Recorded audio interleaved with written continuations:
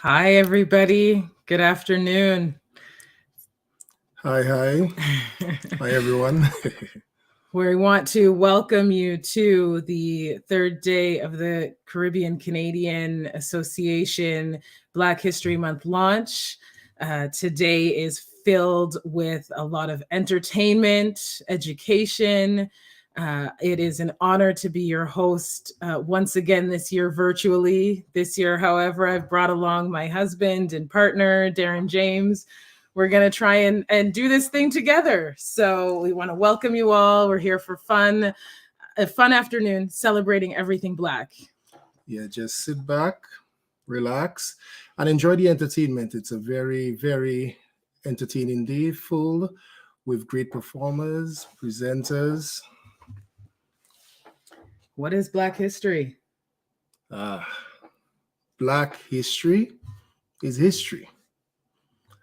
Black heritage is ancestry. Black achievement is everywhere, and it's present. And this is something that we have to look at. Black history is just not February. Black history is all year round, and this is what Black history is. It's all around us, the achievement, the excellence, and everything that we do. 365 days a year. 365 and a quarter. So we want to, again, welcome you. Thank you to the sponsors who helped to ensure that this event took place. Again, there's so many. We'll get through those throughout the day. If you want to chime in, definitely you've got our hashtags BHM 2022. Check us out on Facebook, write comments on YouTube, those who are joining us, Instagram. Definitely participate. This is about everyone. It's about being a part of this together collectively. Yes, we really, really want it to be out there. It's not just about the community. It's a global thing. So make sure, social media, reach out, share this event. All right. What else? Ah. All right. Let's, before we begin into the formal event, we want to do our land territorial acknowledgement. The CCARR publicly acknowledge that this region in which we are privileged to operate is situated in the lands traditionally used by the Haudenosaunee, Anishinaabe, and Neutral people. We acknowledge the enduring presence of the Indigenous people with whom we share this land today, their deep traditional knowledge, laws, and philosophies, acknowledgements, and their contributions to our community. We offer this acknowledgement as an act of reconciliation between Indigenous and non-Indigenous peoples of Canada. And we as well collectively have a duty to steward this land, protect this land, just as we steward and protect our children. And within the Indigenous community, 7 generations, we have a duty to steward and protect our children for 7 generations, our land for 7 generations. And we are honored and we are privileged to be on this land and operate on this land. That I agree. So what's next? What do we have coming up first? Okay, let's get on to the show first. However, we want to as well, we have a special presentation of our anthem. Oh, yeah. So Yasha Karawuri will play you, O Canada.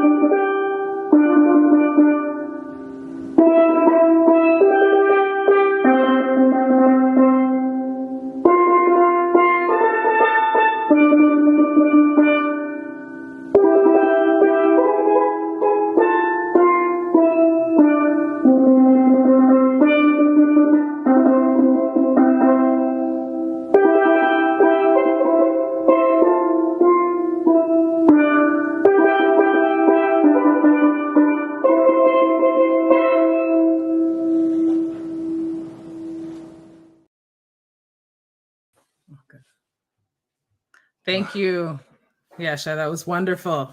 We have a special love for the steel pen, and I think within our community, Darren's smiling. I'm smiling only because I remember when we were getting married, the steel pan was a must. It was a must. And listening right now just brought back memories and brought back that love for the steel pan. But Carrying on, we do have some amazing performance coming up. We do have Rufus John. Yes, he is let me just introduce Rufus for those who may not be familiar, although he's well known in the community. He's a Black Caribbean Canadian singer, songwriter, entrepreneur, certified child and youth worker, and award-winning youth mentor. So, his music has undertones of jazz, funk, soul, fabulous, wonderful singer, entertainer. He's got a new project, the Freedom March Project. He will be gracing us first. Who's next? Oh, yeah, we do have Joni Nerita, who's a seasoned musician. Joni has blossom talent, actually part of a keynote speaker, part of TED Talks, and I can't wait to hear Joni in action. Also, we do have Carlos Morgan, Juno Award winner. Carlos, we're waiting. We'll be blessed to hear all three of you in action. So, without further ado, enough of us. It's enough of us. Okay. Just all right.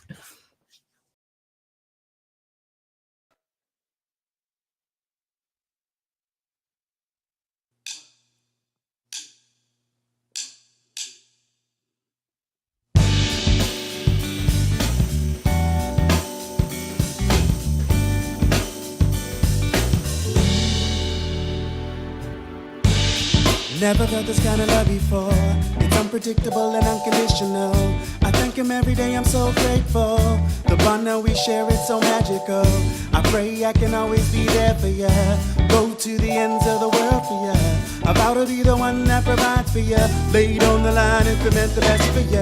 It's crazy when you smile, makes my day. It's so amazing. Even when you press my nerves and got me feeling angry. Ain't nothing in this world I change, please believe me. How I feel about you I can't deny. Whenever you want me or you need me, just call me. I'll be there with open arms. Cause I hear you and I see you, and forever you'll be mine. Yeah. You make me feel stronger, and I wanna do better by you. Whoa.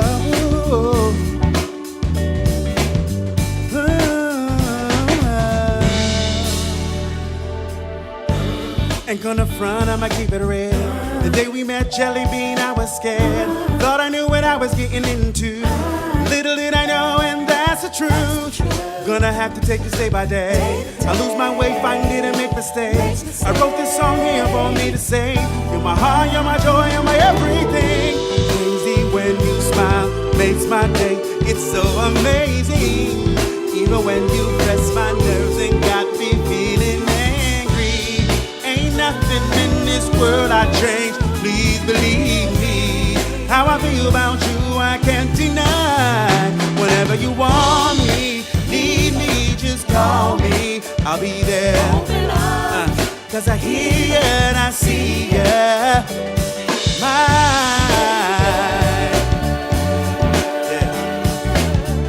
You make me feel stronger, and I wanna do better by you.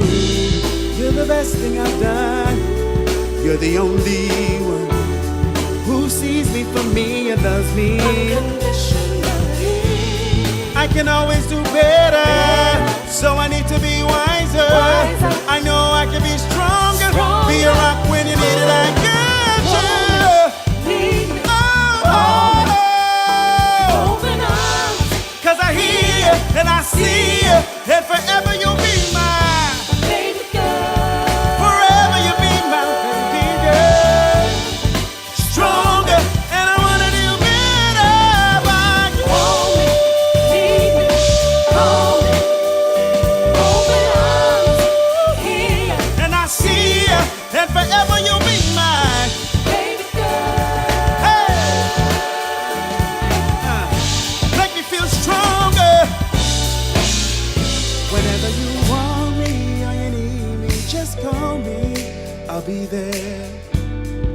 I hear you and I see you. Forever you'll be mine.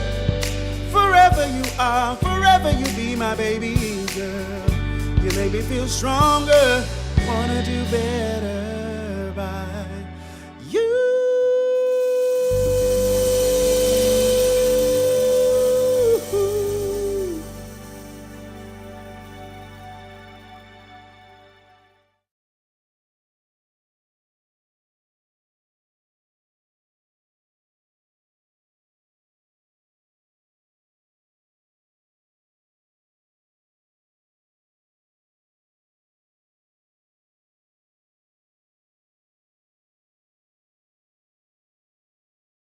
You're the leader, you're the fighter, the one everyone turns to. So the fall caught you off guard, brought you to your knees. Heard that catch when you insisted you're doing just fine. It's okay to go off script tonight, 'cause I'll hold your secrets, calm as you are, 'cause you might need somebody. Don't be too proud to let some light back in.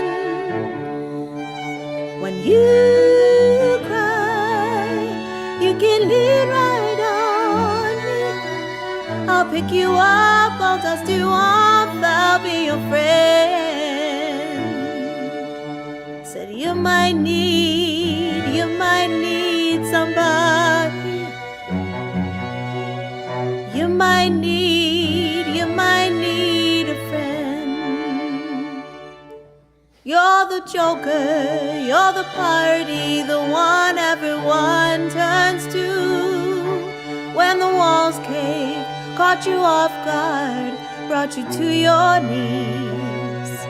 Always cracking jokes to prove you're doing just fine. You don't have to stay on script tonight. Oh, I'll hold your secrets, come as you are, 'cause you might need somebody. Don't be too proud to let some light back in. When you you can lean right on me. I'll pick you up, I'll dust you off, I'll be your friend. Said you might need somebody. You might need a friend. Said you might need somebody. You might need a friend.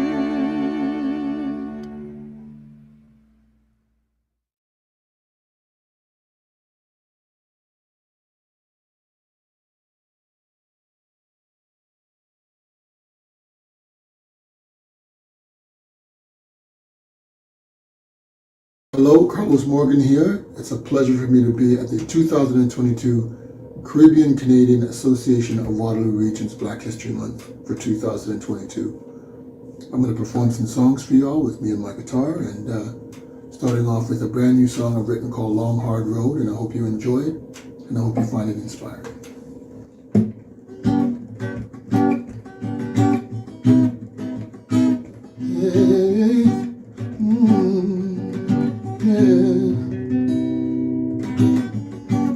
As I'm here writing this letter to myself, I'm thinking about the past.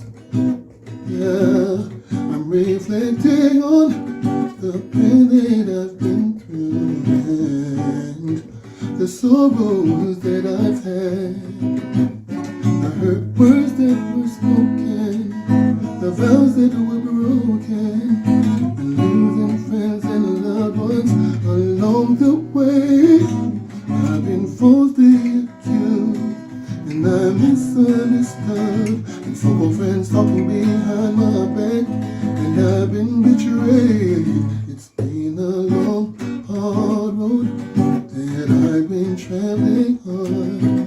Long, hard road, but each day I can be strong to face whatever comes and never give up while I carry my life's heavy load on this long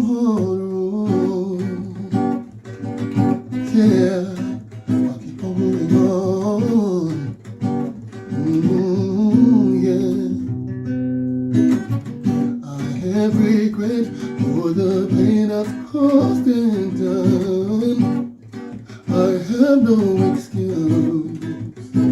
Yeah, and to everyone that I treated wrong, please forgive me for hurting you.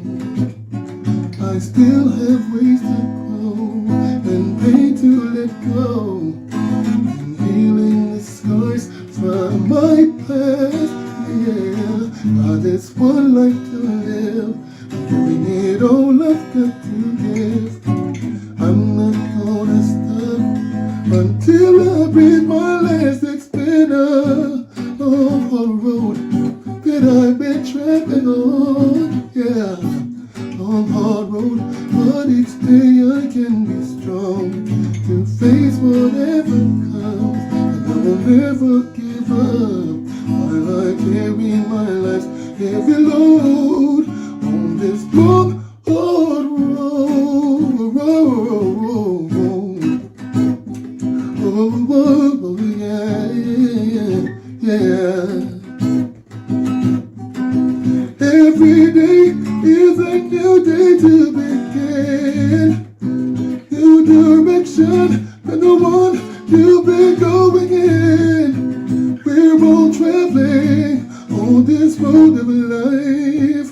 Keep on moving forward and hold your head up high.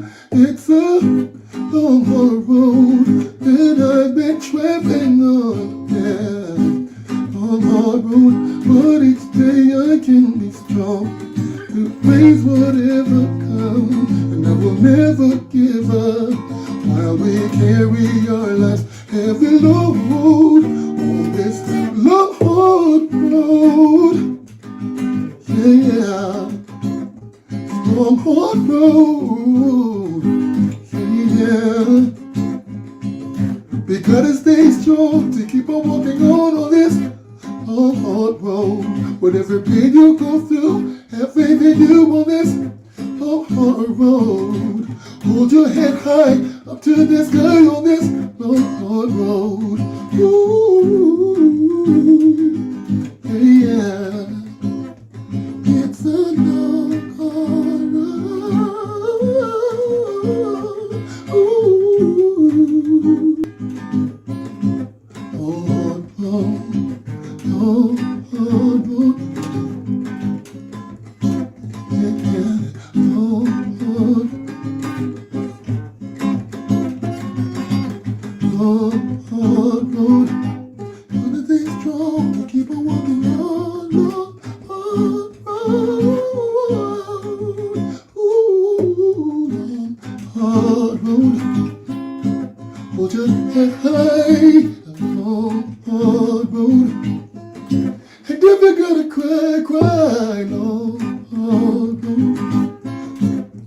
Yeah, ooh,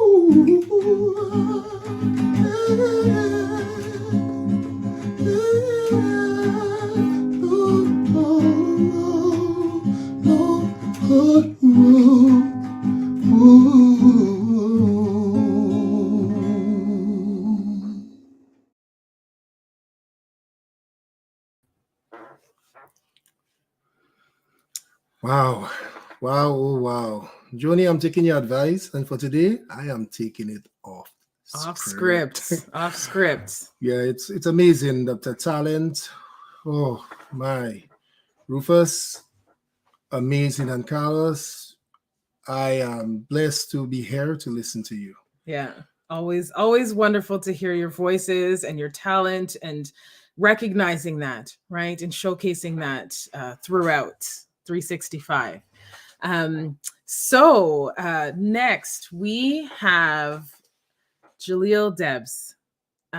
This young man is just moving mountains. He's a 16-year-old Ethiopian student in grade 11, a member of the African Heritage Club at school, and is involved in spreading awareness about African culture in his school, interested in filmmaking. He is going to do some spoken word for us. Welcome, Jaleel. And who else is after? Also, we have Ann Thompson. Ann Thompson is a writer, an amazing writer. Writing is her way. She also believes that Writing, she brings out everything through writing. She's a mother, a music lover, a shoe collector, like myself too, a shoe collector. And she decided to explore writing some more. And she's going to bless us with her work. All right. So, Jaleel, welcome. And Black people need to die or be brutalized before we're equal. First Brianna, then Jacob, I always see another sequel. Black people are terrified. Jacob survived, but now he's paralyzed. Shot at 7 times. Police throw out bullets like Lowry throws out dimes. They have no concern for leaving any black body alive. The black community, we're hurting deep inside. People can't decide if we're deserving to be alive. Melanin is a death penalty by a black gun. Seems every black person is public enemy number 1. And this is more than a few bad apples. It's a whole bad apple tree. And it's horrendous to see how bad these apples can be. What happened to peace? So much police brutality. It's so widespread. It's so widely fed by these white supremacists. Let's look at the police and analyze their genesis. They were made to patrol those that they enslaved. Do you think that has no effect on our officers today? But now we're seeing change every day from the NHL, MLS, and NBA. It's time to talk about race. Forget about your racial NDA. 2020 so cray. I just pray that everything's gonna end up okay.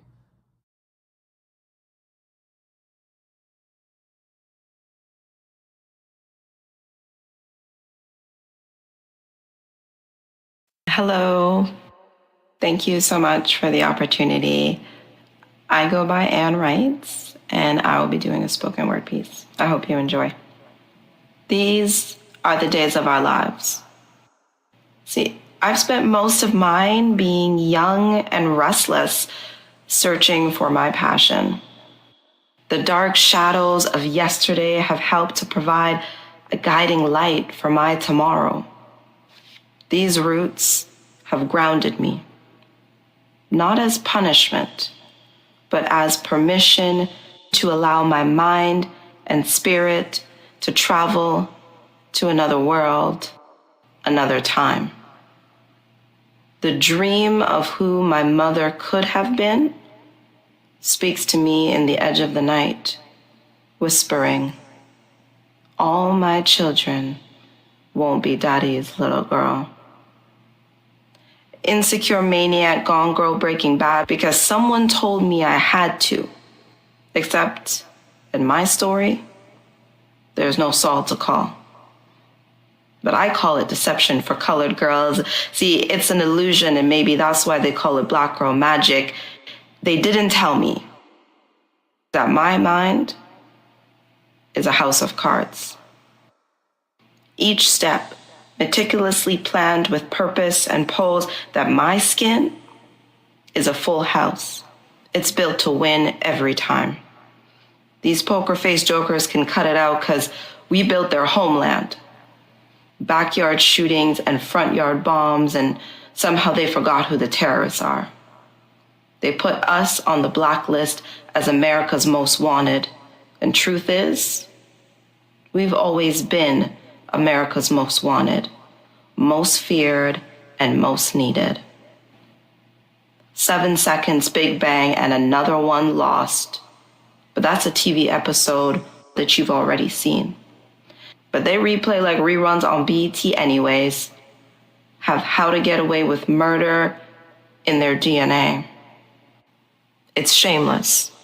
There's law, but there is no order. But here's what NBC doesn't tell you. See, me? I've never been colored. My mirror shows only black. This is me. This is us. It's our life in a million pieces. It's our house of pain. Thank you.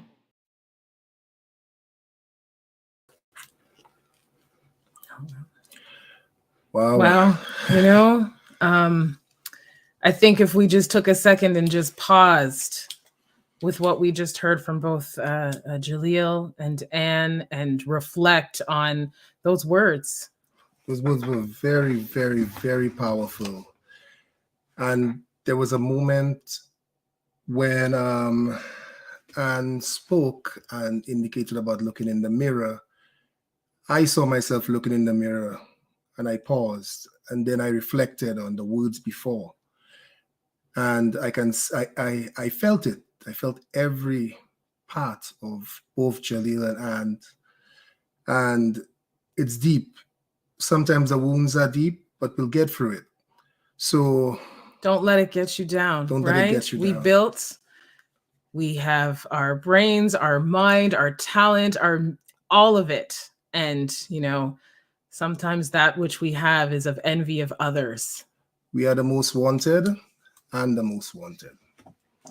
So it is an honor to be able to introduce our first keynote speaker.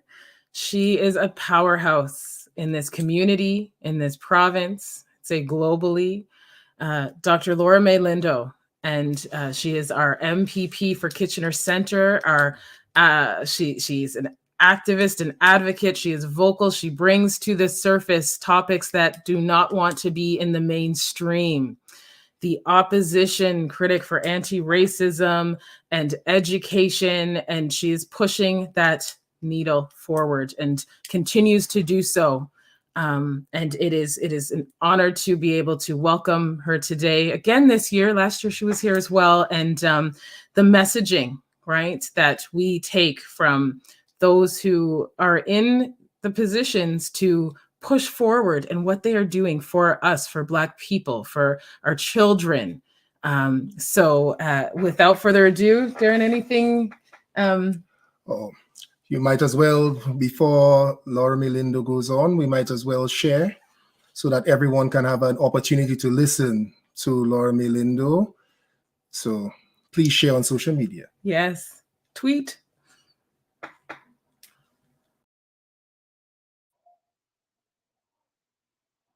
Well, hello, everyone. Oh, look at me having to fix up my locks. Listen, it's Black History Month. I can do this. I can fix my locks on camera while live before I start. So here we are. I am coming to you today to share some thoughts that I had, actually thoughts that I had this morning, but I cannot do any of this discussion with any of you without first starting well. And that means letting you know that I am coming to you from my home in Kitchener. This land has been held down, cared for, loved, and stewarded by the Haudenosaunee, the Anishinaabe, and the neutral people. What I've been taught about land acknowledgements is that acknowledging the land, for instance, letting you know that I'm on the Haldeman Tract, is the easy part. You can Google that, my friends. The difficult part, the part that actually has us take seriously the steps towards reconciliation, is making a direct connection between the reality of having conversations on stolen land and the conversation or the topic that you're about to explore in that moment. And so today, because of the kinds of things that I want to speak to you about, I have to talk about this. I have to talk to you about and remind us about the reality that our systems are set up in such a way that they kind of trick us into thinking that they are there for our benefit. And I think about things like the residential school. We call that a school. And yet inside the bricks and mortar of said school was harm, violence, trauma, ongoing trauma.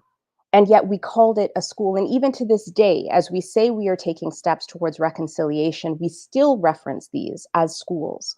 And so I need us to think about that. And I need us to think about that as we think about the realities of activism in 2022 during Black History Month. The other thing that I have to do before I jump into all of the real talk, though I would argue that land acknowledgement was real talk. Take a moment, reflect, ponder, okay? But before we go in 110%, I need to do this as well. It is Black History Month. I need to bring into this room and into this live stream and into your homes a little bit of our ancestors. And so I'm part of a tradition that started in Nigeria through the slave trade, landed in Cuba, from Cuba came to North America. And I would be remiss to not take an opportunity to share with you a song from our ancestors during this time. So just give me a moment, because sometimes I have to get grounded, but here we are. And then I promise I'm going in. Cover me. Okay. Barasuhayo Oh, monyale gwanya mama Kenya woe.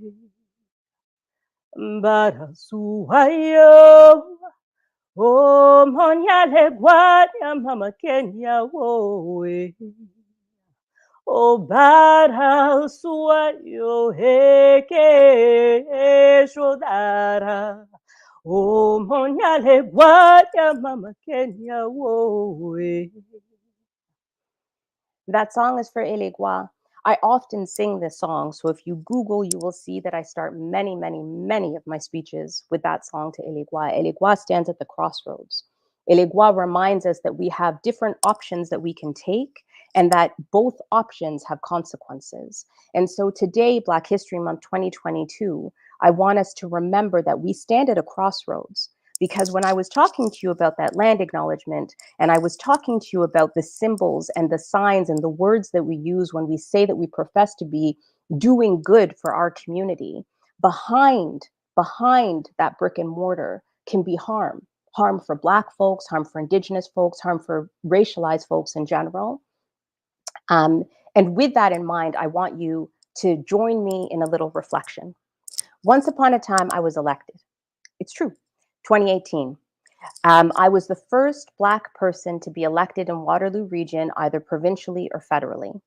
I made my way to Queen's Park in downtown Toronto, in what they call the Pink Palace. And when I got to my seat, which at the beginning was right behind the leader of the official opposition, Andrea Horwath, so in the chamber, I was kind of seated in the middle of the area for the official opposition. I looked towards the speaker's chair, and above the speaker's chair is a plaque, and it says 1867. 1867. In 1867, somebody that looked like me was not considered human. 1867. It's the reason why when people ask me about my feeling of being an elected official, how does it feel to be Black in that chamber? And they imagine that my response is going to be, well, I feel so empowered and it's wonderful. And don't get me wrong, I am blessed and I am humbled and I am truly grateful to have this opportunity. But the reality is that I sit in the belly of the beast. I sit and I do my work in the midst of the space that is the proponent of colonial discourse. That's my job. I thought sometimes that I could theorize about this, and I think during my maiden speech, which is the very first speech that you deliver at Queen's Park, I actually raised the fact that I look at that sign every day, because you have to look to the speaker for advice about protocols and decisions, etc. And so I look at that and I theoretically talk about what it's like to be sitting in a space that nobody that created that space thought somebody that looked like me would ever find themselves in that space, in that room, at that desk, in that chamber. But then just a few days ago, I looked on social media, in pictures, in the news, and I saw a Confederate flag. I saw a Confederate flag in Ottawa. And then I paused. Because for those that don't realize it, the Confederate flag was a symbol of the fight to maintain slavery, not fight against it, to maintain it. And flying in the streets of Ottawa is the Confederate flag during Black History Month, at a time where we are here to celebrate our greatness.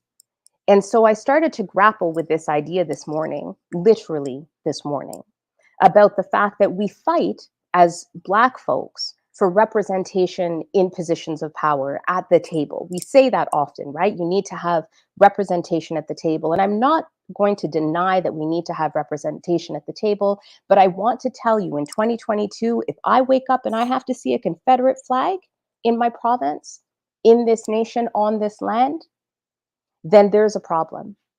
And that problem suggests to me that representation in and of itself is not enough.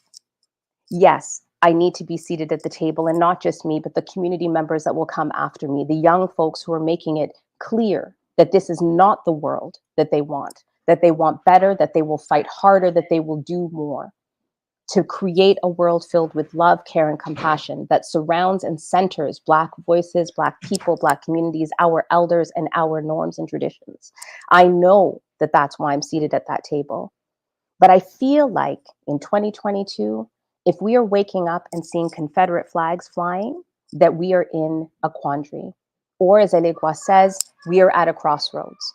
And in this crossroads, we need to choose wisely. As my people say, we need to walk good and we need to choose wisely. And when we choose wisely, it means that we must do more than simply have representation at tables. We must demand that the people at those tables, not just the ones that we fought to get to the tables, but all the other people that are in these decision-making tables, must fight for our lives. I'm going to take a second and I'm going to repeat it. We need to have more than just representation at these tables. We need to fight to ensure that every single person that's at that table that makes these decisions is centering our lives, our needs, fighting for us, speaking with us, for us. We need to make sure that we fight for representation and expertise. We need expertise in dismantling systems of oppression. We need expertise that can speak openly, clearly, seriously, and strongly about the need to dismantle white supremacy within these systems. Because where did I start this conversation with y'all on Black History Month? I started this conversation with the fact that we had residential schools that were legal entities within these spaces. These residential schools housed harm. We had segregated schools. We had schools that actually would not allow somebody that looked like me to be sitting in the same school as another white person from my community. That was on the books on this land, in this province. These were things that we have fought diligently to dismantle, but the energy of that reality, the energy of people in positions of power denying our humanity remains. It remains in the chamber when I sit at my chair. The energy of the people who were elected into public office that did not see my humanity sat in those same spaces. And so while we fight for this change and we fight for the words to be said, we need to move beyond equity statements. We need to move beyond land acknowledgements and towards actual change. We need to acknowledge our past, but we need to build our future on the foundation that is different from the one that landed us where we are right now. I know it's a lot. It's heavy. We listened to some beautiful music before, and sometimes you've got to listen to some beautiful music to ease you into some real talk. But real talk is all that we have because there's Confederate flags, Nazi flags, and swastikas flying in Ottawa right now while we're celebrating. And so with that, I can tell you this. I often talk about the need to use your sphere of influence, your position of influence. And I'm asking of everybody to do that today. For Black History Month 2022, focus on advocacy and building equity within our communities means that you also have to play a part. It does not land on the shoulders of racialized people and Black folks alone to dismantle anti-Black racism in all of our systems. It does not land on our shoulders alone to fight, to address, acknowledge, and dismantle white supremacy in all of our systems. It does not land on our shoulders alone. And we don't just get a break in February because it's Black History Month. We get an opportunity to build together. And the way that we do that is we look at our sphere of influence. So as you heard when the introduction happened, I am the critic for anti-racism in the province. I am the critic for colleges and universities, and I'm the inaugural chair of the Ontario NDP's Black Caucus. I use my sphere of influence to do as much as I possibly can to center the needs of Black communities in everything that we do. When the Finance and Economic Recovery Committee was expanded to talk about economic recovery during the pandemic, I inserted myself at that table to make sure that the needs of Black community members were recognized at that table. I asked questions, I provided information to people so that they would show up at committee. I did what I could do within that sphere of influence. As the elected member for Kitchener Centre, I've tabled a private member's bill that I'll be debating on March 2nd called Racial Equity in Education. It amends education legislation to ensure that we talk about anti-racism, that we name the kinds of racism that we have to address in our school system from kindergarten to grade 12 and all the way through post-secondary. I'm using my sphere of influence, but I can't do it alone, which I think is something else that we often do. We get people that look like us into positions of power and privilege and influence, and then we think the work is done, but it's not done, my friends, it's not done. Without community using their spheres of influence to support the work, it will not get done. And so I want you to reflect on that this Black History Month. I want you to breathe deep, take deep, deep breaths, because there is a lot of stuff happening right now. And I want you to think about who is in your sphere of influence that you can speak to push for real change. Do you know educators? Do you know principals? Do you know other politicians? Do you know doctors? Do you know lawyers? Who do you know in your sphere of influence? Do you know young people? Can you support them to ensure that they have a voice in the midst of all of this chaos, that they feel held, loved, and cared for, but strong enough, empowered and strengthened to be able to fight for the world that they want? What can you do to help? Because that, my friends, is what Black History Month is about. It's not just about celebrating us and our successes. We need to do that. We are superfly. But we also have to make change, because Confederate flags flying in Ottawa, it's not okay. Having to shut down streets in Waterloo region because the convoy is coming this way, it's not okay. Having white nationalist posters showing up in various areas in our community, not okay. Having charges and fines to people who participated in anti-racism rallies, instead of actually ensuring that we find the people that are trying to do the white nationalist organizing in our community, also not okay. We can, we must, and we will do better. Serere obata serere yo bobo la hinya serere. Serere obata serere yo bobo la hinya serere. Happy Black History Month.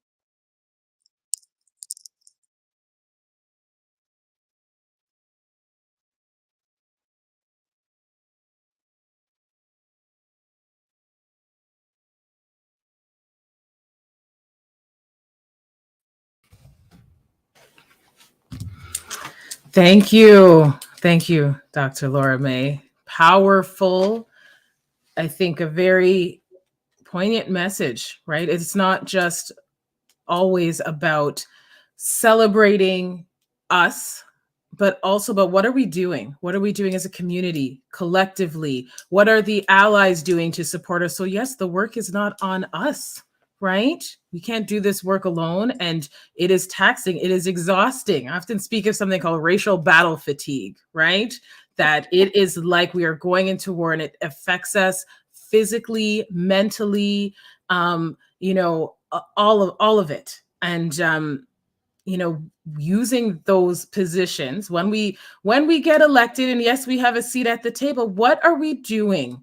And our community supporting those that are in there as well, right? And using that voice and amplifying and uplifting each other. And thank you for really pushing forward. I speak from an education lens, as you know. I work in the higher education sector, and that these institutions here, predominantly white institutions, were never built to include us. So everything that takes place in these institutions for us is an exception.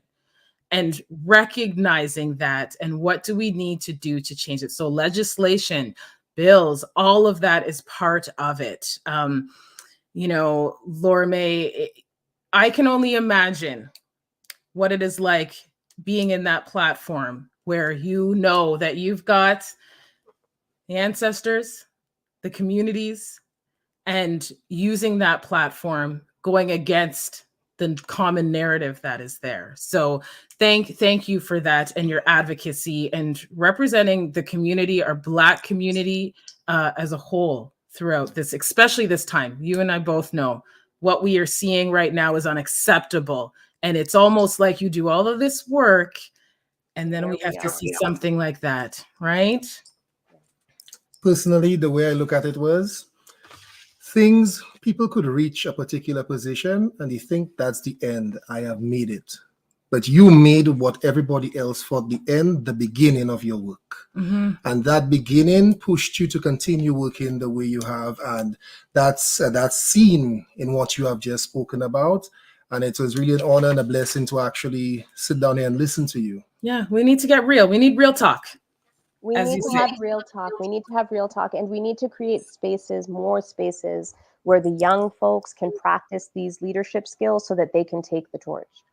Because one of the things I realized very quickly was as much as we celebrate, like even in schools, right? Folks will invite me to come in and talk about what I've achieved, et cetera, and that's all fine and dandy, and I love doing that.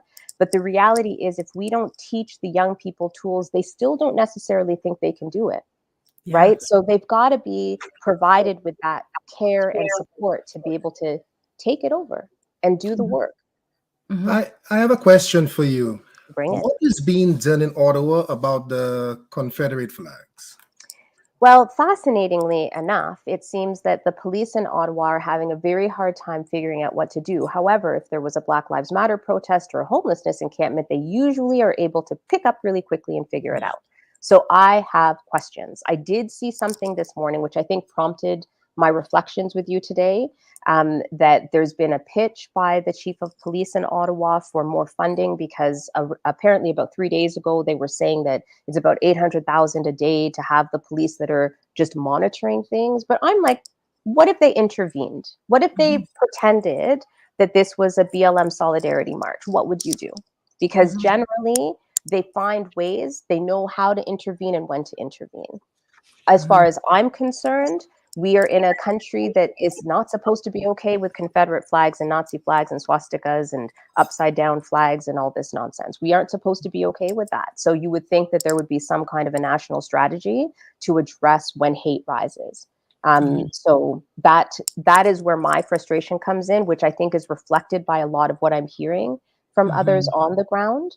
And the lack of safety for residents is huge. But if you disconnect the lack of safety for residents from the reality of the hate that is embedded in a lot of what's happening with the convoy, it's going to be a superficial intervention, which is partially what we're seeing, right? Absolutely. Okay, so do you know if anyone has been charged with any hate crimes? Oh, I don't believe that has happened as of yet. No. Not yet. We don't know. I don't know. I was just wondering. We don't know. Yeah, it's a good question, though. We can be driving down the street and pulled over and charged with something. Yeah. I'm sure that there are ways that we should be able to intervene. But I do feel that whenever the kind of rally is talking about racist tropes, it's like we forget that we're in positions of power. I read something that said the police force in Ottawa is feeling overwhelmed and they're at a loss. But how? Like literally how? I think that is a real question. And when it goes back to years ago, when BLM was doing the solidarity marches across the country, across Turtle Island, what were they saying? They were saying that this arm of the state that's supposed to ensure safety is not working. And I would argue that now that we're seeing what's happening in Ottawa, that this arm of the state is not working. It's not. So what has to happen to make it functional? Because now, with all of that level of hate, we're starting to see these convoy-like rallies happening in different areas, including here, right? Where people are wanting to start this kind of national mobilizing. But I would be remiss if I didn't note that I also saw a picture online of Toronto, I think it was, where there was a flag about white pride. So anybody who tries to come and say that this is not connected to white supremacist organizing also has to take a deep breath, because you can join a protest that turns into something else. And when it turns into something else that you didn't sign up for, then you walk away. Yes. But if you go to that protest and it turns into something else and you hang out, then I have words. You're part of it all, right? Yeah. Part of it all. That's what I don't understand in terms of you're seeing this and you're not walking away or standing up and saying that's not right and allowing it to continue. right? Yeah. And, we need legislation, but I often think as well, how is that being enforced and to who is it being enforced? Because if you have legislation and you have white supremacy that continues to get the exception to not have that enforcement, but you have Black and brown and indigenous individuals who still the legislation works against. Yeah. What is the sense there, right? And there's lots of people in Ottawa right now that are fighting against that level of hate. Lots of people that are trying to push back and do what they can do to try and stop it. But I think at root is the fact that the systems that are supposed to stop an uprising like this are not working. And so that piece is where, now when I say we need legislation, to your point, if the systems that have to now uphold said legislation also are imbued with grounded in white supremacist ideologies, and they won't see harm where I see harm. Nope. They're going to wait for something else before they feel the need to do whatever they need to do. I need them to act now. Right now. We should not have children waking up and having to have conversations with our kids about a Confederate flag in 2022. I'm sorry, but that's not what I'm here for. We often say, it's a privilege to keep learning and educating yourself while those who are affected by the racism discrimination are still experiencing it, right? Yes. Yes. Absolutely. Lots to take in here, but it is real talk and we need to have these conversations. I think there's a valid point to say that we don't have these conversations enough in terms of what we need to do collectively. And that's part of it. Right. You know what else? There's also young people are actually having these conversations with or without us as older adults around, right? Yeah. A year ago, I launched something called the Bella Awards, Black Excellence in Leadership Awards. And it's on March 21st that I celebrate. And there will be a thing that will come out so you can nominate people, etc. But the reason that I did it was because I realized that there were Black student organizations popping up in all of our high schools, Black student associations. I've never seen such a thing with high school students. They were talking about this.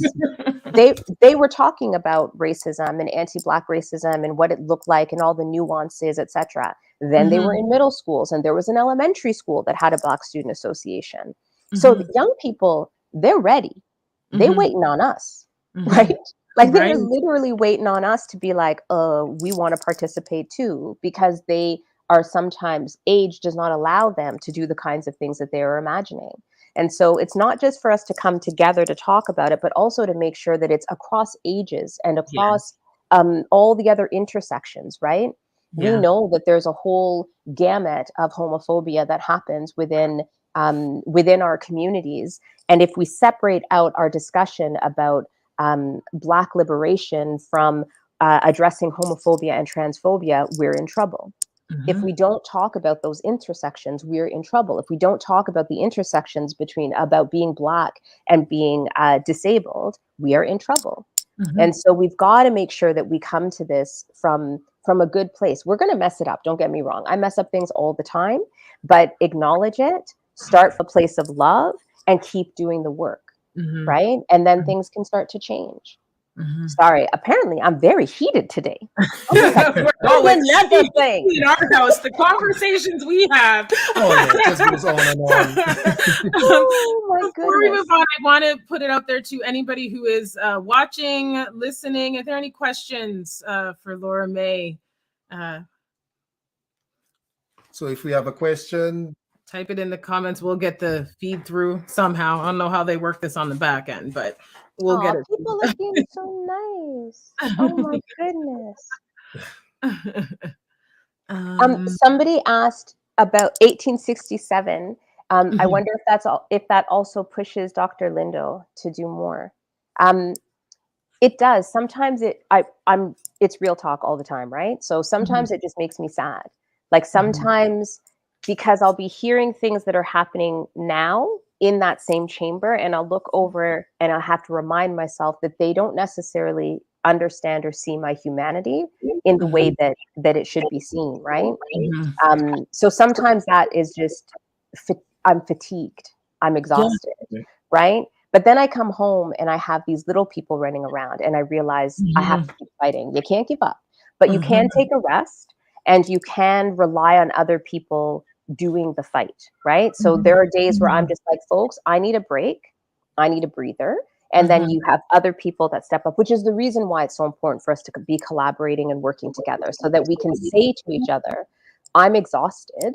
I need to recharge. I need to feel the feels, because I can't authentically do the work if I don't really pay attention to what it feels like to experience anti-Black racism in, whatever, went to the bank, tried to do whatever. I didn't have all my heels on and my makeup and my face done. So got denied X, Y, and Z, right? So you got to sit in the field sometimes, but you've got to also be able to do that knowing that somebody else is still doing the fight and that it's going to be okay.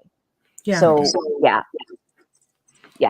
pushes we have to protect our peace, right? And it's okay to pause, because we need to do what we need to for our own health and wellness and mental well-being and capacity and all of it. And yes, lift as we climb, right? Others can take on when we need to say, okay, I need to pause for a second. Can I don't know, you folks are on a time clock. I'm doing my own thing, but there's one other comment in here that I just feel is important to address. Yes, it's not working. Naomi, yes, it's not working, has not been working. Did it ever really work? And you know what the funny thing is? It did. It worked for some people and not others. And that's the reason why we're talking about it, right? It worked for some people. All of our systems will do that, though. They will work for some people and not others. The question is, do you have the will, the love, the care, compassion, and the creativity to adjust said system so it starts to work for more people? Everyone. Right? It's got to work for everybody. It's not like and part of what a white supremacist foundation does is it says, when I argue for my humanity as a Black person, I'm arguing for Black only. I have never argued for Black only. When I center my needs in something that has never centered my needs, I'm arguing for change and for a system to allow me to exist and thrive. That doesn't mean Black only. Now, there have been moments where we've realized that systems are so dysfunctional that the only thing we can do is create something that is only for us, because those systems are refusing our humanity. But that is a whole other level of conversation that we might end up coming to yet again, because 2022, Confederate flags, I can't get over that reality. Right. Absolutely. And everyone has white supremacy. They're thinking, white hoods and all of that. And it's the pervasiveness of where how society is modeled, white pervasiveness and that white supremacy throughout. And it's the system. It's the system. It's the system. It's a system that says certain people that look a particular way will be more harshly disciplined than other people in everything, from little children to grown adults. Absolutely. Right? It's the system. All right. You took us over, Laura May, but that's okay. Oh, I'm so sorry. Okay. It's all good. It's all good. We're off script, right? We're off script. We took we're off script. Off script. Thank you so much. A pleasure, and look forward to continuing the work and working with you. All right. For sure. Bye. Bye. Okay, our next performer is Nicole Brown Faulkner. So when I looked at Nicole's bio, I had to really search deep, because there's so much excellence here, from being a yoga instructor to being the founder of the Wounds to Wings Trauma and Psychotherapy, a certified psychotherapist. The list goes on, but I just want all of us to listen to the dynamic content that Nicole is about to bring to us.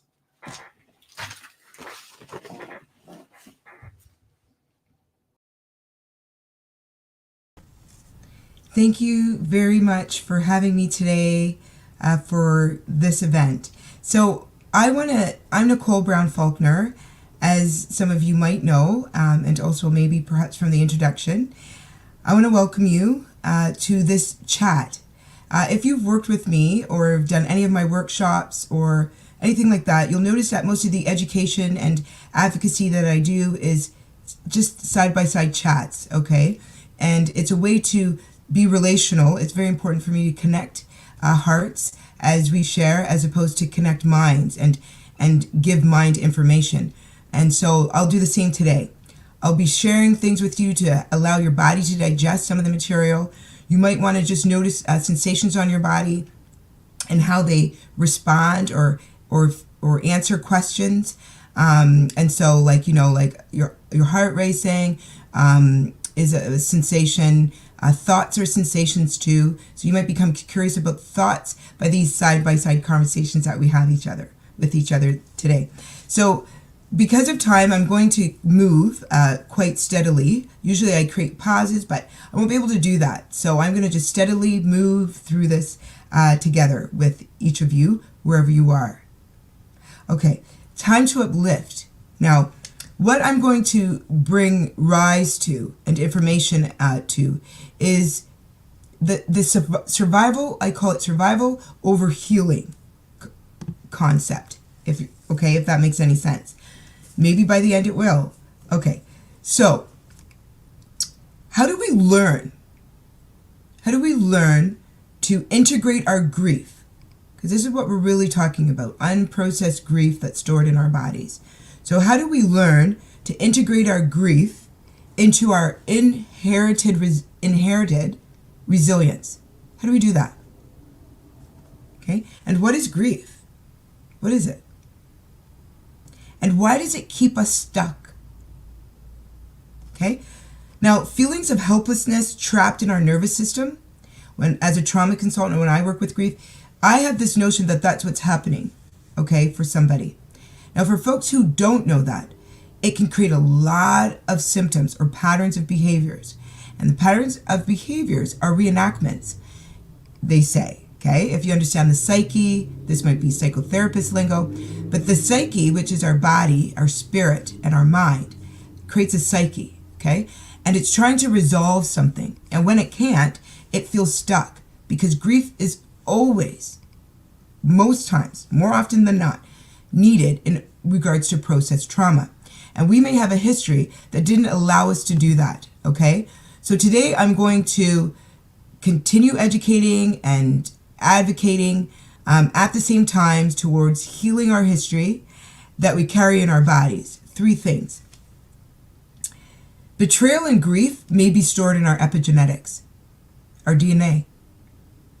Second thing, intergenerational trauma and oppression we also carry, right? So if it's in our epigenetics and our DNA, it's in our nervous system.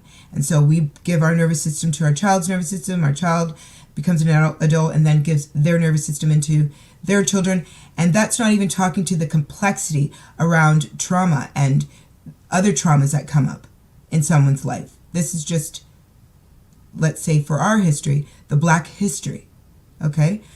And the third thing is the enslaved history story that's stored on our bodies that we carry, okay? So we have a history that I can't give enough words to today, okay, to just describe the atrocity of it, okay? And I want to say that the physical labor, the strenuous physical labor and torture and the suffering, the domestic care that we had no choice but to do, the forced abuse, right, on our bodies. See, I feel maybe that being strong was rooted in trauma, and now it gets recognized as positive. But in fact, it's very minimizing if we're talking about the nervous system. It's very minimizing because what it moves away from is the impact that it had on the nervous system, and we don't have any space to process that. Now, when I talk about trauma, love, loss, and rest, love, loss, rest, may have been imprinted and stored on our bodies differently. Okay, so what we witnessed, perhaps in the enslaved history that we carry in our bodies, on our bodies, love felt like unsafe, perhaps.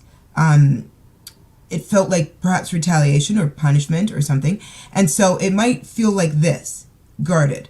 Loss, same thing. There's so much helplessness around loss in so many ways. And for time, I don't have enough time to go into like the details of it, but I hope it's useful to hear that there's profound loss in many ways. And so we have a lot of undigested memories, so it's hard to process loss, perhaps, okay? And rest got stored on our bodies in a certain way. To rest in the nervous system can be terrifying because it meant retaliation or pain, and so our nervous system may not know rest. Now, when we talk about patterns of behavior and the psyche trying to resolve it, we can reenact these things as well, right? Onto ourselves, right? And so it's hard to explain here, but what I'll say here is there's a history of distrust as a result of traumatization from the history. And the body's way of reenacting it is trying to resolve it, actually. And so it may not make intellectual sense, but in regards to the psyche sense, it's doing a something like that, okay? So with saying that, I have to pin the survival response that we have. And so anyone with trauma has a survival response. In fact, there's a few of them. And it's a way for people to move through day-to-day living. Otherwise, the psyche thinks we're not going to survive this. We're going to die. Danger, danger, danger, danger. And so it splits off into different parts, and we call them traumatized parts of the self. And each of them have some feelings in them, right? Some have shame in them. Some have fear, pain, hurt.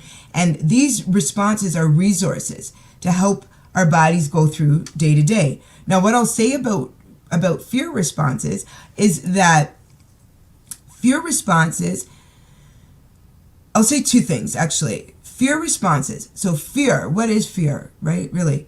Well, they say what we hate, we once feared. Okay? And so we may fear our history that lives within our bodies because we haven't processed it or had any space really to do that, right? So we may fear our history that lives within us. Okay? And that's maybe a sit with, okay? Just to feel what that feels like, to hear that with your body. Now, the work to do with that is embodying and educating and building authenticity, because we need some space to work with this unprocessed and repressed sadness, the fear, the survival that's trapped in our nervous system. And the way to do that is through embodiment and through educating our bodies of what's going on with it so we can reclaim it, and authenticity, which is very difficult to do, but it counters the manipulation of trauma. The more authentic we can be, which is outside, it's actually articulating for the feeling as opposed to responding to the feeling, okay? So, or reacting to the feeling. So we can respond or react, and when we have unprocessed trauma that's trapped in our bodies, what happens is we're reacting, rightfully so. Once you become more aware of what's happening with our bodies, then we can respond from that place. So it's almost like picking your body up out of the reenactment, or how it's the helplessness is trapped in the body, and then responding for it. When we're in our bodies, we're reacting for it. Okay? And so we need to invite some more healing spaces where we can feel believed in our authentic, what we're sharing, so that the shame can thaw off of our bodies. And, where we can be held in more authentic spaces with love, really, is where I'm going to go with that. Okay? These are food for thoughts. Now, this is an opportunity to work with the love, loss, and rest and how it was internalized and imprinted in our bodies.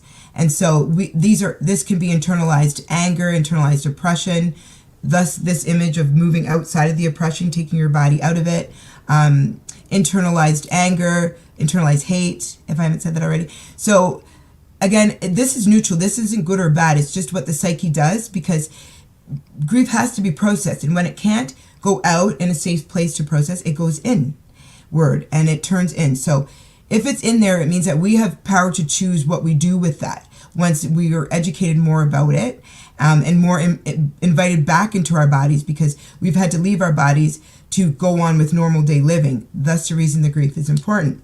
Okay, so it needs more compassionate responding to. Okay, so this is a way that we can learn to rescript the love, rescript the loss, rescript the rest that's stored in our bodies.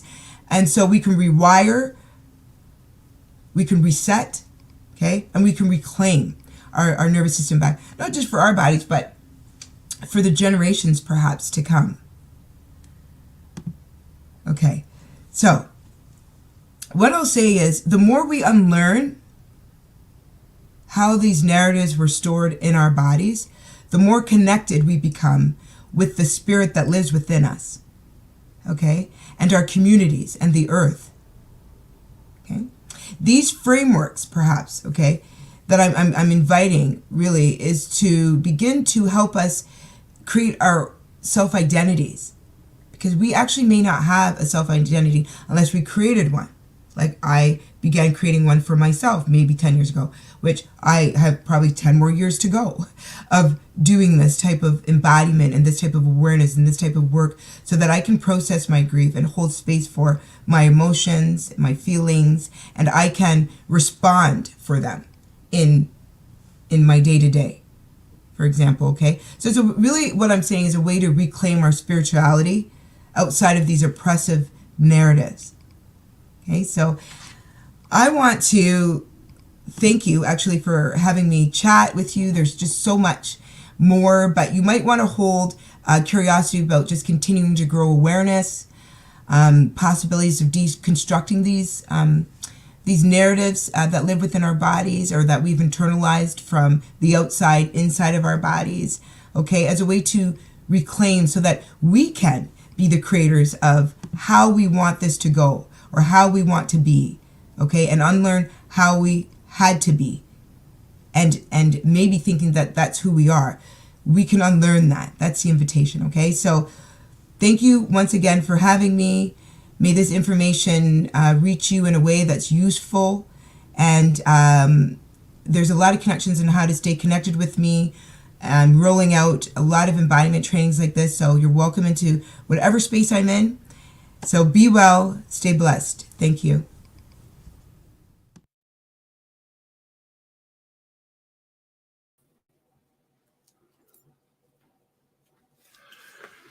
Yes, that very deep from Nicole Faulkner. It's rather interesting because this seemed like a conversation Colin and I most probably had about 3, 4, 5 times a week, literally about the impact of the DNA, the impact of your ancestors, breaking, I call it energy blocks, or there's a framework for it, which I never knew there was an exact framework. I just looked at it as whatever triggered me, I need to figure out a way to stop that trigger from impacting me in my life. It could be something simple. It could be from a noise, from a scent, to anything that actually triggers an individual. That's how I looked at it for myself. But listening to listening to Nicole Faulkner talk, then I realized that there is something there. Maybe I've never looked into it, but there is something. So, but moving along, we have Jalil Debs, the young Ethiopian king, returning to do his thing. Yeah. Welcome, Jalil. How is it that officers can de-escalate a situation with the Caucasian, but when it's with the black person, the situation only seems to lead to inflammation? How is it that cops kill countless black people in our nations, but at worst all they ever seem to get is probation? How is it that when white cops see a black person like me, their hand hovers over their gun holster without hesitation? A decision solely based on his race. It's time to face the facts. You must understand, I am more likely to die at the hands of an officer because I am black. I'm sorry, but we have been patiently waiting, but nothing is changing. It seems people would rather stay in silence than help stop the violence. It seems people would rather stay in their bubble when black people's bubble is popped right when they come out the womb. Our bubble needs to be popped or we may have an early tomb. We have been waiting for over 20 decades. We're past being enslaved, but we're still in an age where people are afraid to say the word black.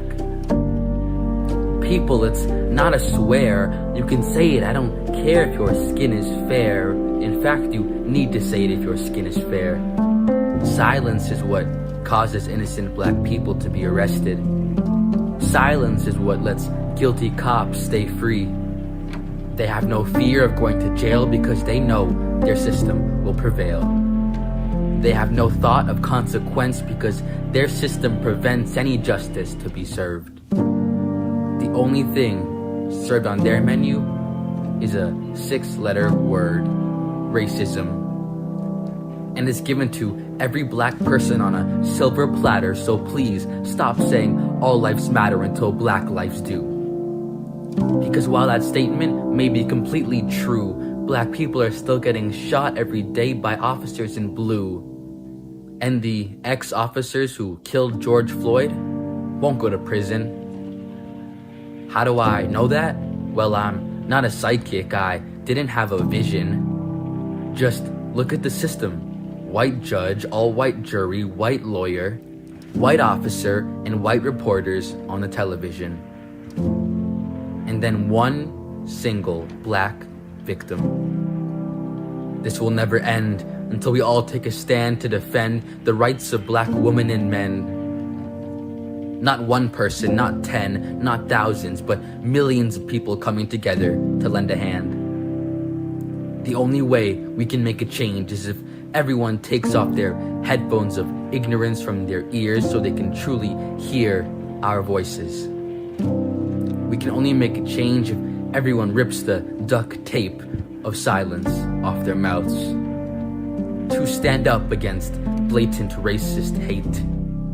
Now it's never too late, but if we continue to wait, it may seal another black person's fate.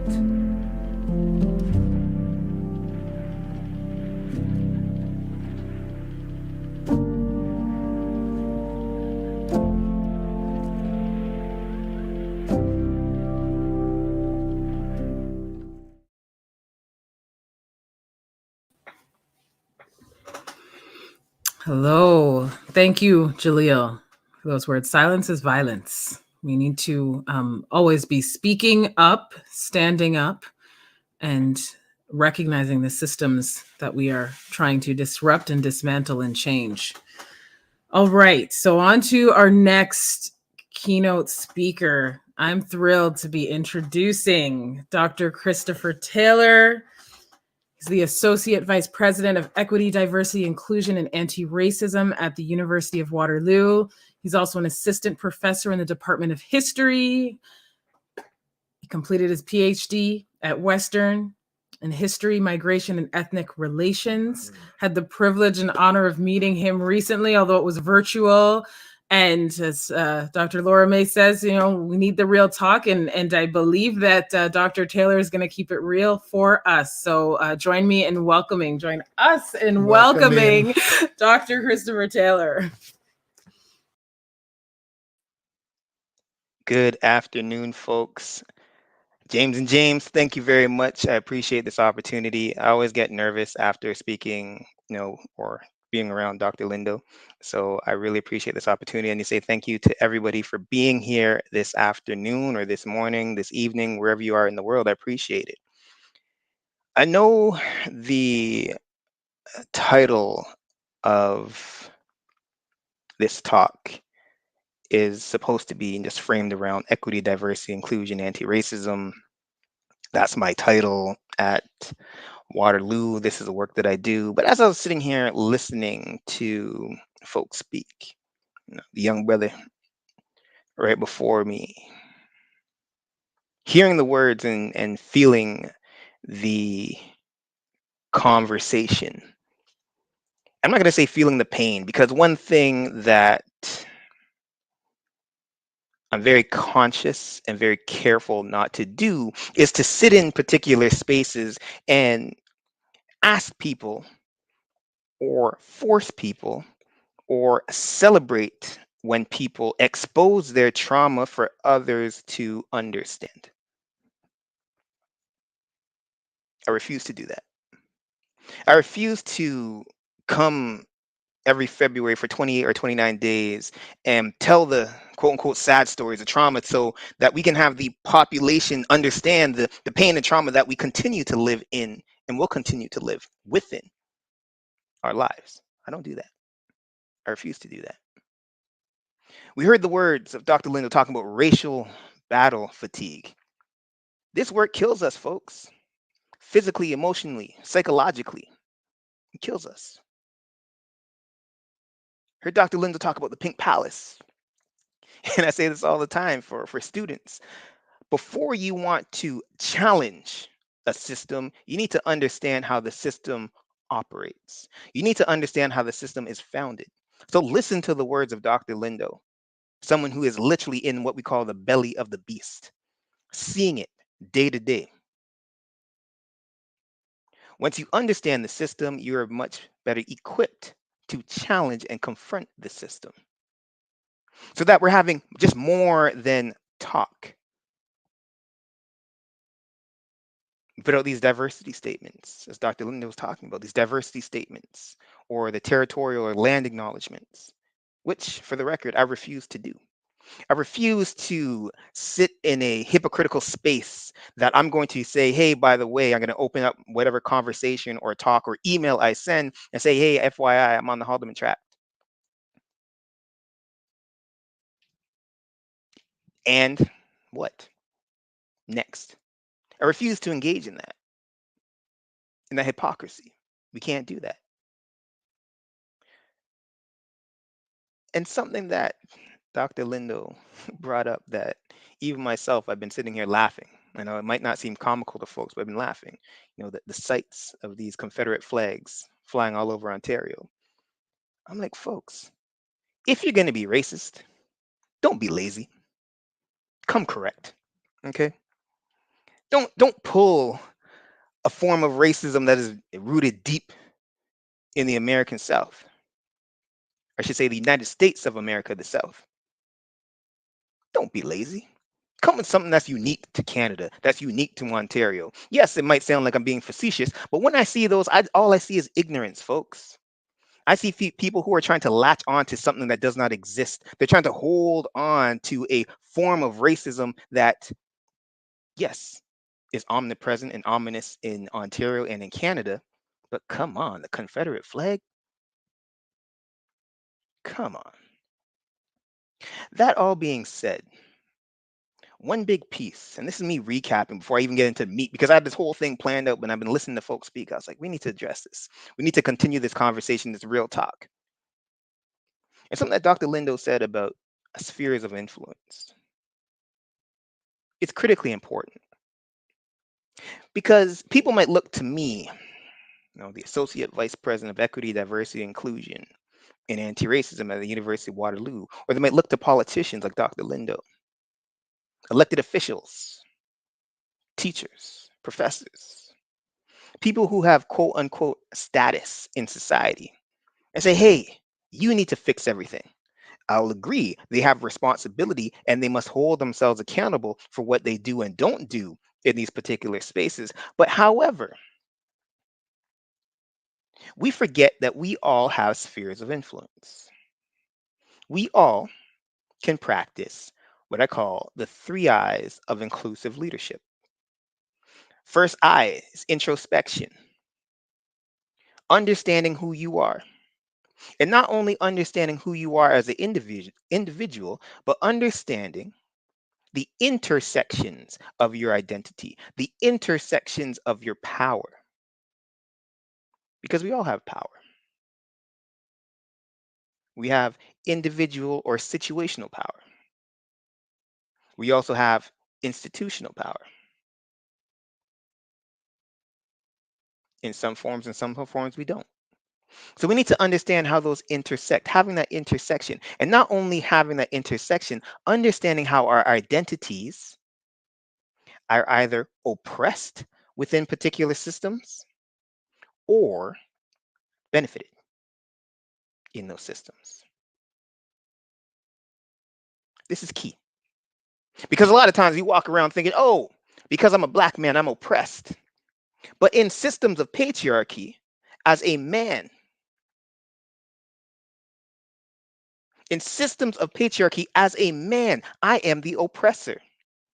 I am a cishet, able-bodied black man, cisgendered, heterosexual, able-bodied black man. Yes, in a white supremacist society, as being black, I am oppressed. But in a patriarchal society, in an able-bodied society, in a misogynist society, I do have power. I need to recognize that. I need to understand that. Again, that's an introspection that we must have. And then the second I is intention. Do we talk the talk? Do we have the language for change? Yes, I understand, more than talk, but we still need the policies. We still need the structures. We still need these pieces in place. We need to have an understanding of the history in this country when it comes to Black folk, racialized folk, communities of color. Shoot, this morning I was reading the newspaper about a whole family of Black folk. Grandfather, First World War, parents, Second World War, brothers. It's like 4 or 5 brothers in the Second World War. Names I've never heard of in my life. Full generations of families embedded in the Canadian Armed Forces. We need to learn these stories. And the third item is critically important, the implementation. Do we walk the walk? And walking the walk is the hard part, folks. We could talk. We can have all the policies in the world. I'm going to do a little quick recap of some of these policies and legislation. We can say, hey, we're all about inclusion. We can say, hey, we're all about land acknowledgements. We can say, hey, the University of Waterloo is on the Haldeman track. But FYI, if we are walking the walk in true reconciliation, how come we are not paying rent?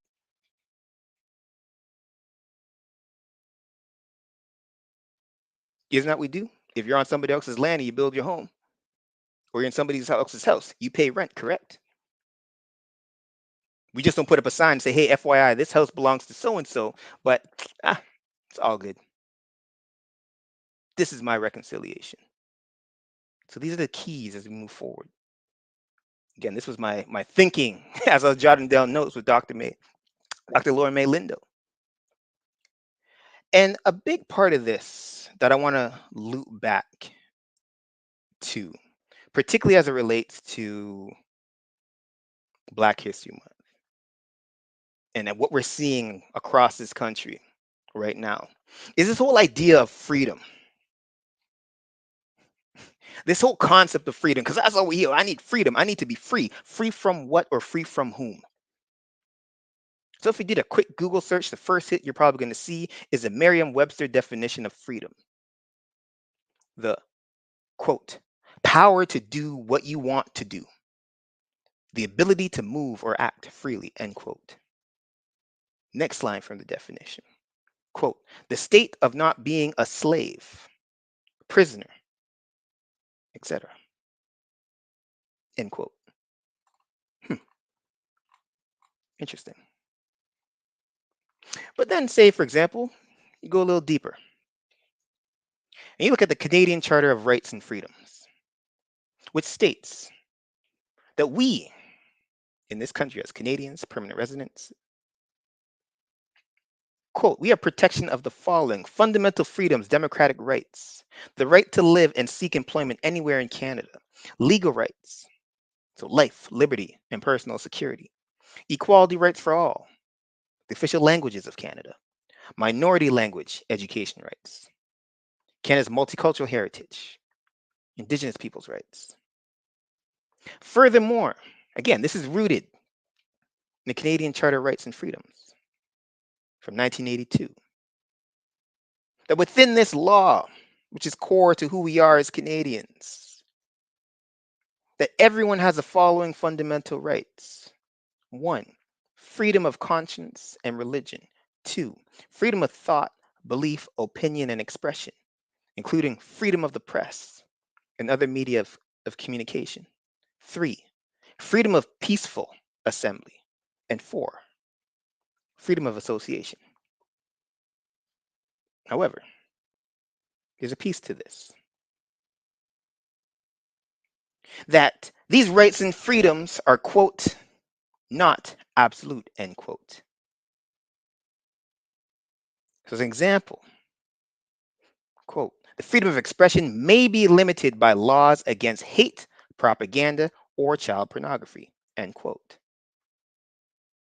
I want us to let that sit for a second. You want to know why? Because throughout the past couple weeks, all I've been hearing about is freedom. I need to be free. Is it the freedom from a quick Google search to I need the power to do whatever I want? Or is it freedom to not being enslaved, a prisoner? But if I'm having these freedoms to do what I want, when I look at the law of this country, is holding a Confederate flag, holding a flag with a swastika on it, is that freedom of expression? However, shouldn't that not be limited by laws against hate propaganda or child pornography? End quote. So again, we need to come back to this concept of freedom, and freedom for who and freedom from what? Who gets to be free in this country? And this is when we talk about real talk, particularly around Black History Month. Who gets to be free? What is freedom? How do we define freedom? Because if we look at this historically in this country, I'm not talking about in the States, I'm talking about in Canada, what is now known as Canada.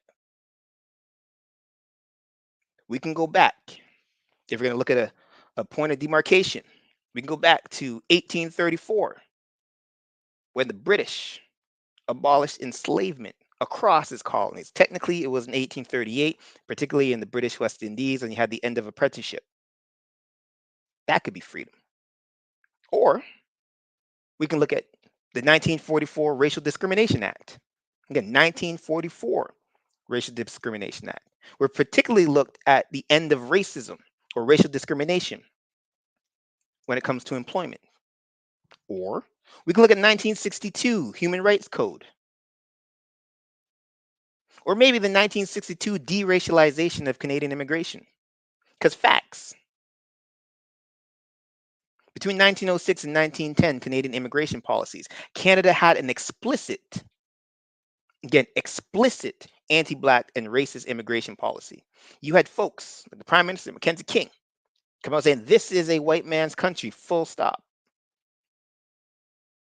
Laurier, we laugh all the time talking about Ryerson. Let's change the name of Ryerson University because Ryerson did this, Ryerson did that. But I'm like, hold on a second. You do realize Laurier was trying to push an order in council that would have been the first in the world to exclude Black people? Just saying, right? If you want to have real talk, this is the real talk. If we're going to change the name of Ryerson, we got to look at Laurier as well.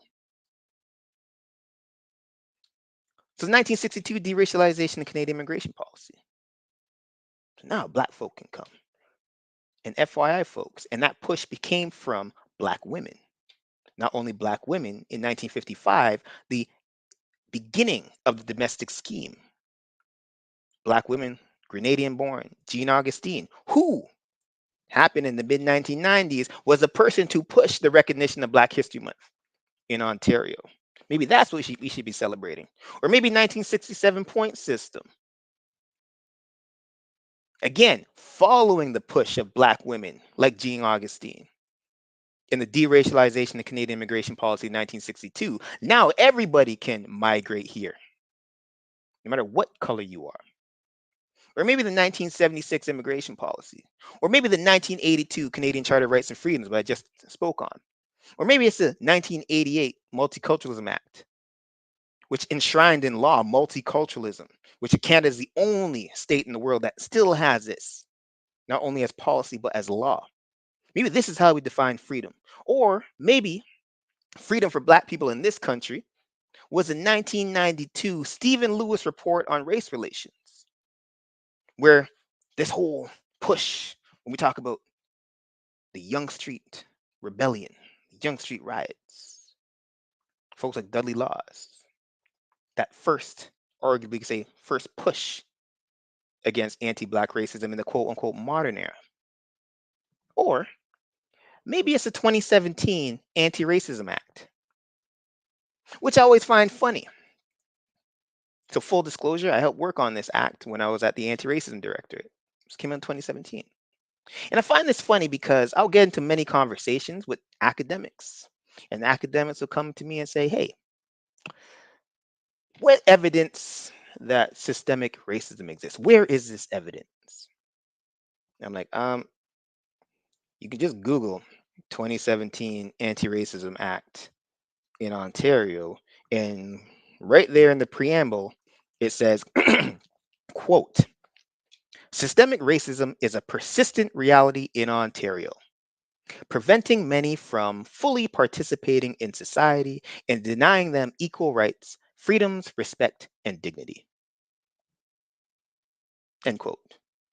And then you just flip to the next line, quote, systemic racism is often caused by policies, practices, and procedures that appear neutral, but have the effect of disadvantaging racialized groups.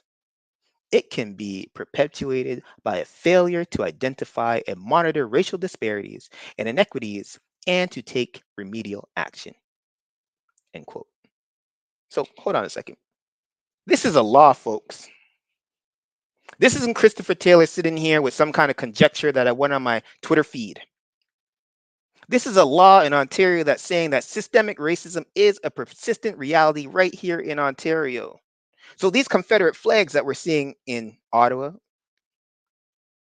this freedom, GoFundMe, all this stuff. Why is this a surprise when we have a law on the books, not just in 1944, but in 2017, that is saying that systemic racism is a reality here? So you want to get real talk for a second. The question is, how come we're not addressing it? The question is, why do we get pushback, not just in the States, but in Canada, that teaches CRT, critical race theory? Because critical race theory at its core is asking these questions of saying, hey, how come we have all these laws on the books? And this is where critical legal studies came about, especially in the civil rights era. So to push into about the 70s, where scholars, legal scholars were saying, hey, we have all these laws in the books, but racism at a systemic level still persisting. What's up? So this had took a step back and say, wait a minute, if we apply this theoretical framework and really looked at things, it comes down to understanding that racism is embedded in the fabric of our society. It is literally the air that we breathe. If we were fish, we would be swimming in it and we wouldn't even realize it is water that we're swimming in. That is systemic racism. So my question is, what are we doing about it? My question is my job effective? Equity, diversity, inclusion, anti-racism? I'm going to say no. When I have real talk, I'm going to give y'all real talk amongst my peoples right now. It's not effective. And I pause and I say that because if we truly understand the system, we also understand that I'm a cog in the machine.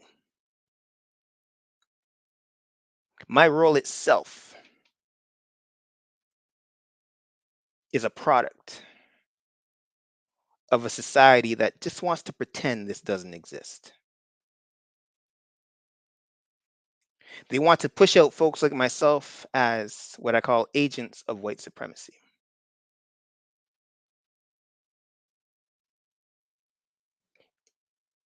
And it's tough, especially when you know you're swimming, you know you're that fish in the water. You know the air you breathe is racist, sexist, misogynist, ableist. But you have to wake up every day and smile. Put on a suit and tie. Well, I only put on a suit and tie once in the past 2 years. And if y'all saw me on Thursday, that was the first and last time you see me wearing a suit and tie.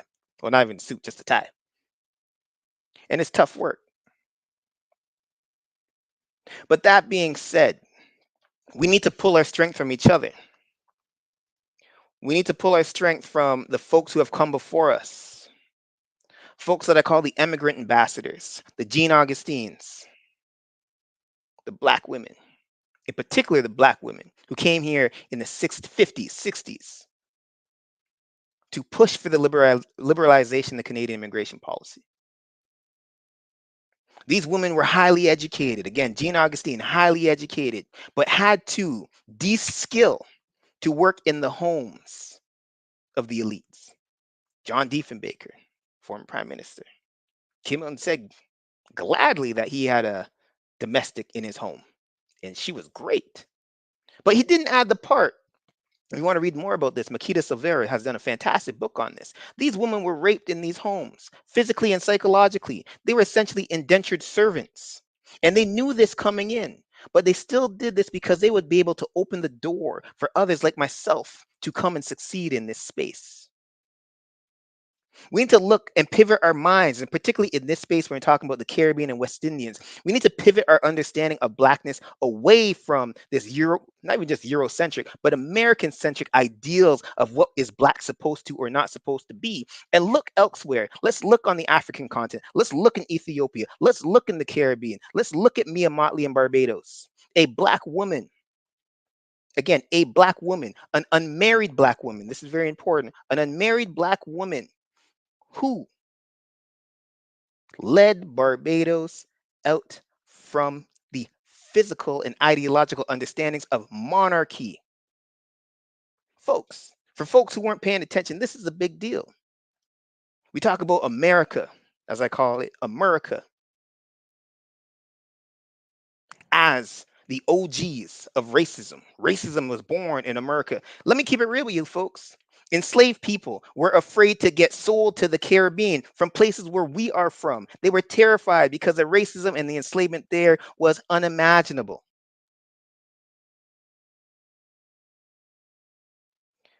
Racism was exported from Barbados. Racism was exported from Barbados in the 17th century to the Carolinas. English, British racism, what we know came from Barbados, was born in Barbados. Barbados was literally a factory of death beginning in 1627. You got somebody like Mia Motley who came aboard. Yes, there's a long line of folks who came before who were pushing for emancipation. When I say emancipation, I just don't mean emancipation legally, but emancipation from the monarchy. And she did it. So as I wrap up, I could talk for days, folks. As I wrap up, I want us to remember that we are not just dealing with post May 25th, 2020. We are not just dealing with Confederate flags. The media wants us to focus on these particular events because if we remove the Confederate flag, if we get rid of these truck convoys, we have solved racism. If we fix the NHL, we have solved racism. If Brian Flores gets a job in the NFL, we have solved racism. No, it is the air that we breathe. So how do we solve that? Thank you very much, folks.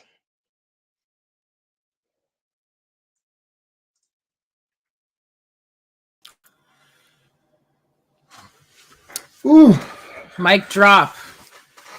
I feel like right now I'm that fish in the water, just swimming in the wisdom, the knowledge that Dr. Taylor has just dropped. And there's a lot of it I didn't know. And I'm a Caribbean man, and a bunch of the stuff I didn't know. So for me, listening it's so impactful what he said that I need a couple of days to digest it, to be honest. Yeah. And Dr. Taylor, you might hear me reaching out to you because I need to attend one of your classes. Yep. There's a lot of knowledge, Just history. I mean, we're obviously kind of speechless, but these systems, right? These systems that we're working in, all of the nuggets he was dropping about it is embedded throughout. And what does it mean to really act? Really to change that? And there's a lot of performativity happening, and we see it every single day. And those of us who do this work know that. And it's to change means we really have to change. We need to burn it all down, is what I like to say sometimes. Burn it down and start again. But we'll leave that there. And Dr. Go ahead. I just have to drop this tiny tad bit. It's just this one thing. Some people feel that you could beat a system you don't know. You can't. You have to understand what you're in for change to happen. If you don't know how a house is built, how do you expect to add a new foundation, add a roof to it? If you don't know the material a knife is made out of, how you expect to sharpen it? You have to know it from within to make the change. Mm-hmm. Absolutely. All right, shifting gears, still within a little education realm though. I want to introduce Marcia Smelly, who is part of the Congress of Black Women. Many of us know her, 39-year resident of Waterloo region, retired school teacher. Again, we've got, the education within our community. It's there, it's throughout.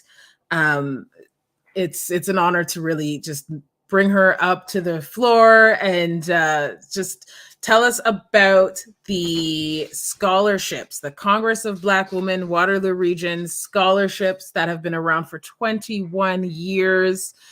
She's going to tell us a little about the scholarships as well as introduce some past awardees. Marcia.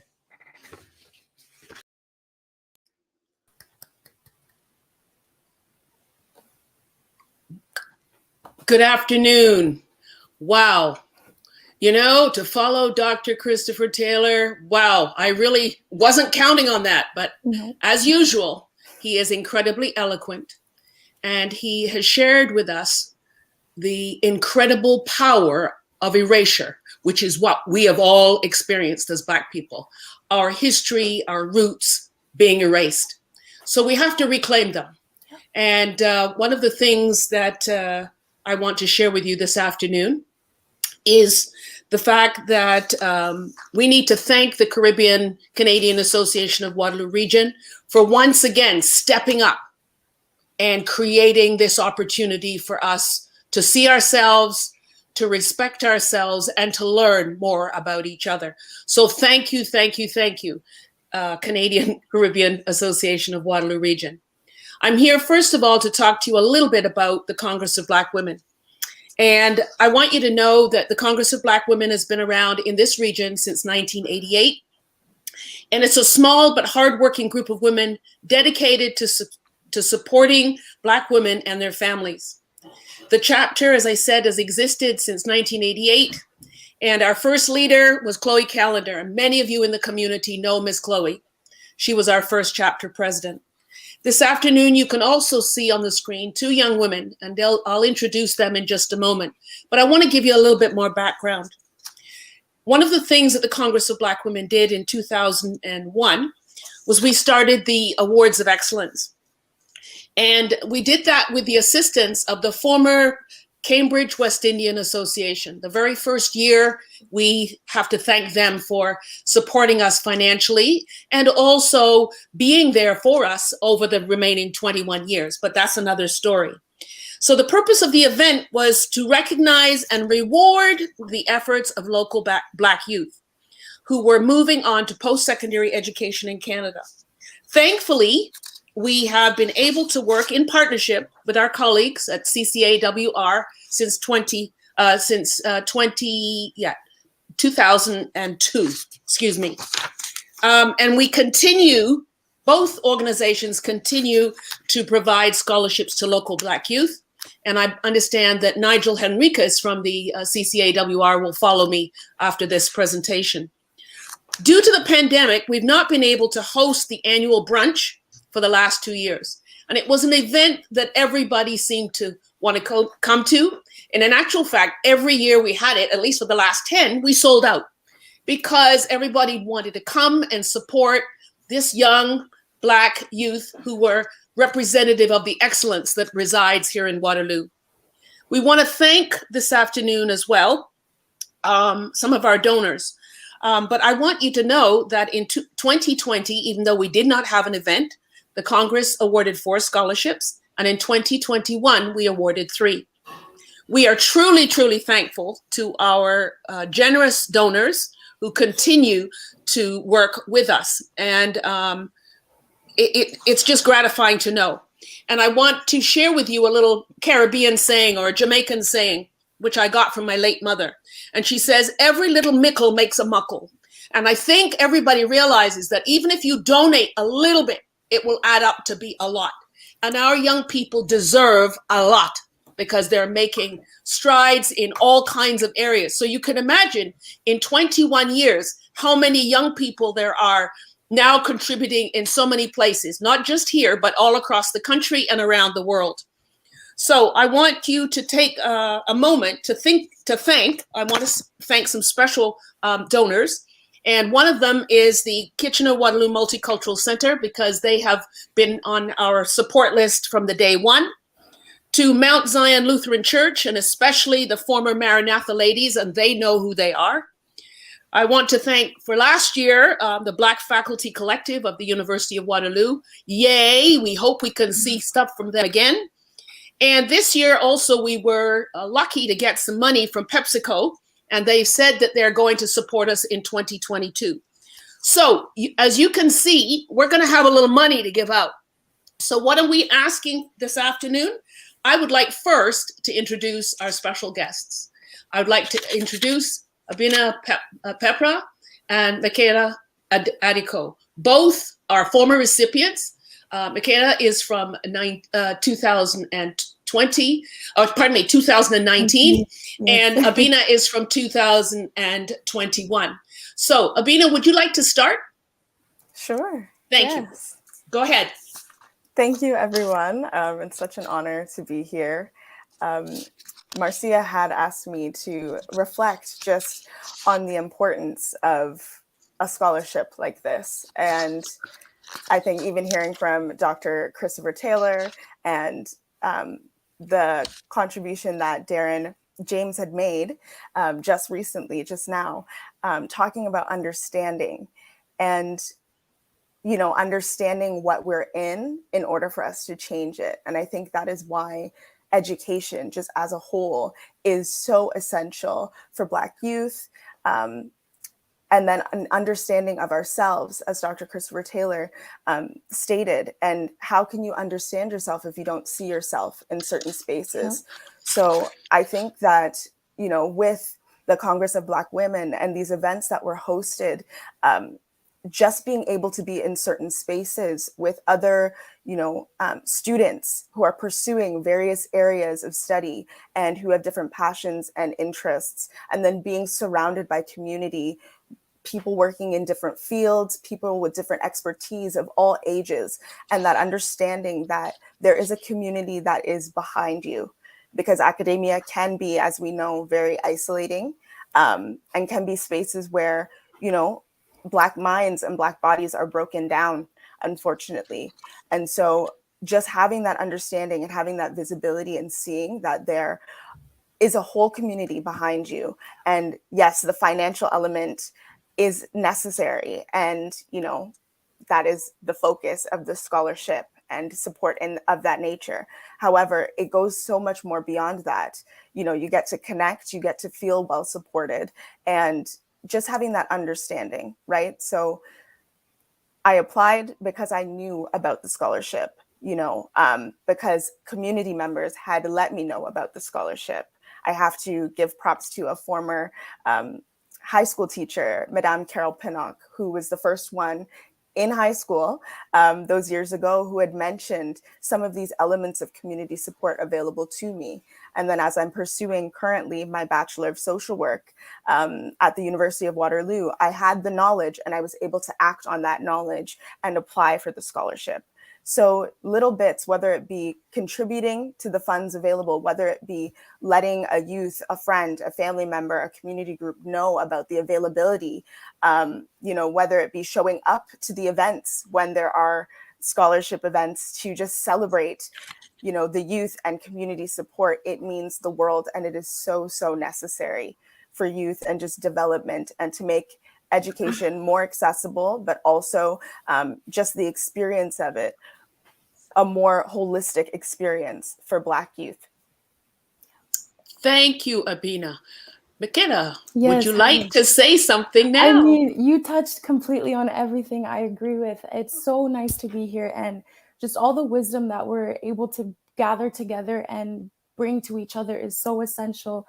I think education is everything, and especially for the youth, you know, we are the future, and it's our voices who need to be in these spaces and also understanding of the education, the miseducation. So for me, it was in high school, and of course, thank you to my teachers, Mr. Ashley, Miss Panak, who created a space for me and my friends to be able to understand our culture, our identity. And it was actually in my last year of high school, grade 12, where I was, for the first time, really embedded in Black History Month and what it meant. And it was so uplifting. And it has just continued in my life and the way that I carry myself and see what it needs to be done in my community. But yeah, so they gave me the awareness of these scholarships. And then with that, getting to meet people like Marcia and the Congress, it's so important. And something that I realized too is I can understand that, you know, taking time to write all these scholarships and going through the process can seem very tedious, and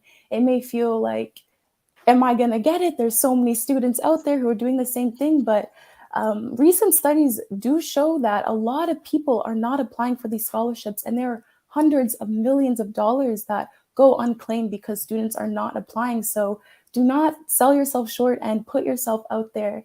I remember when I was writing my scholarships, it allows me to have a vision of where I want to be. And even if you don't know, even if you're in the middle ground of figuring out where you want to be and, you know, who you are, because it's a lot of questions they ask you, just taking a little bit of time to write that out, and just, even if you don't know in the moment where you hope to go, it really helps. And then that lays the foundation for when you're in your post-secondary education and certain opportunities come, you've already written the groundwork of what you believe in and what you're hoping to pursue. So I just cannot speak enough of how important it is to uplift yourself through going out for these scholarships. And it's like a pat on the back, you know, we deserve so much assistance and guidance, and it's all there. So we need to be the advocates for our own education, and there's so many people who wish to help, and it's out there. So take the time for sure.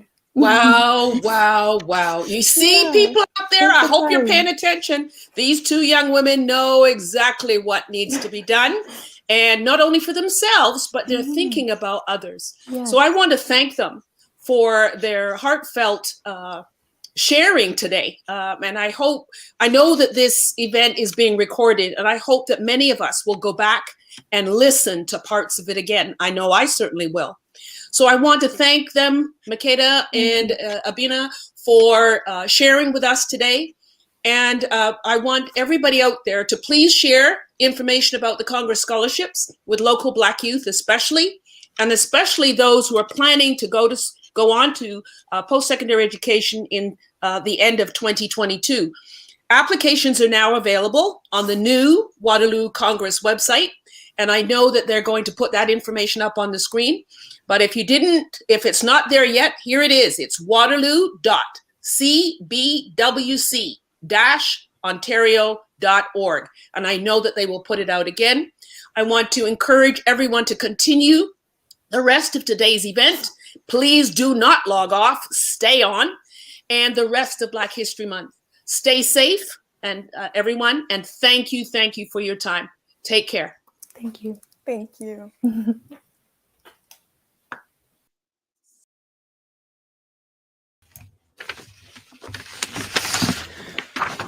Wow.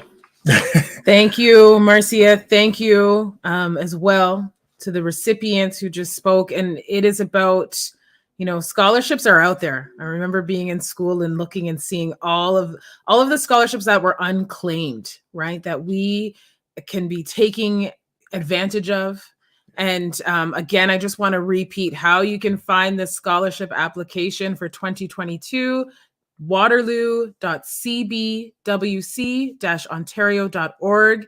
Any questions can be sent to cbwcwaterloo@gmail.com. And thank you to the Congress of Black Women for continuing to, you know, make sure that these scholarships are available for us.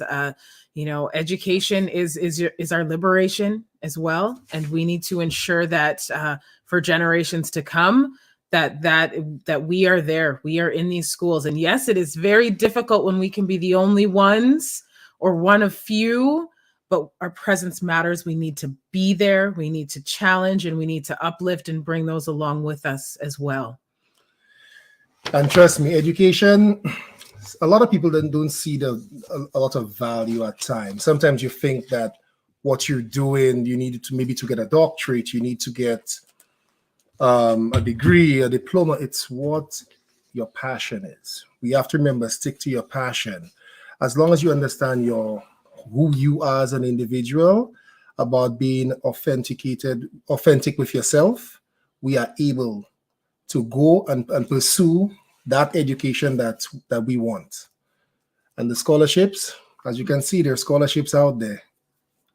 Yeah, and it's okay if you switch and change course over the years. For those young students who are young individuals who may be watching, it's okay to not exactly know your why right away, but you're working towards the path towards that, right? And education's key.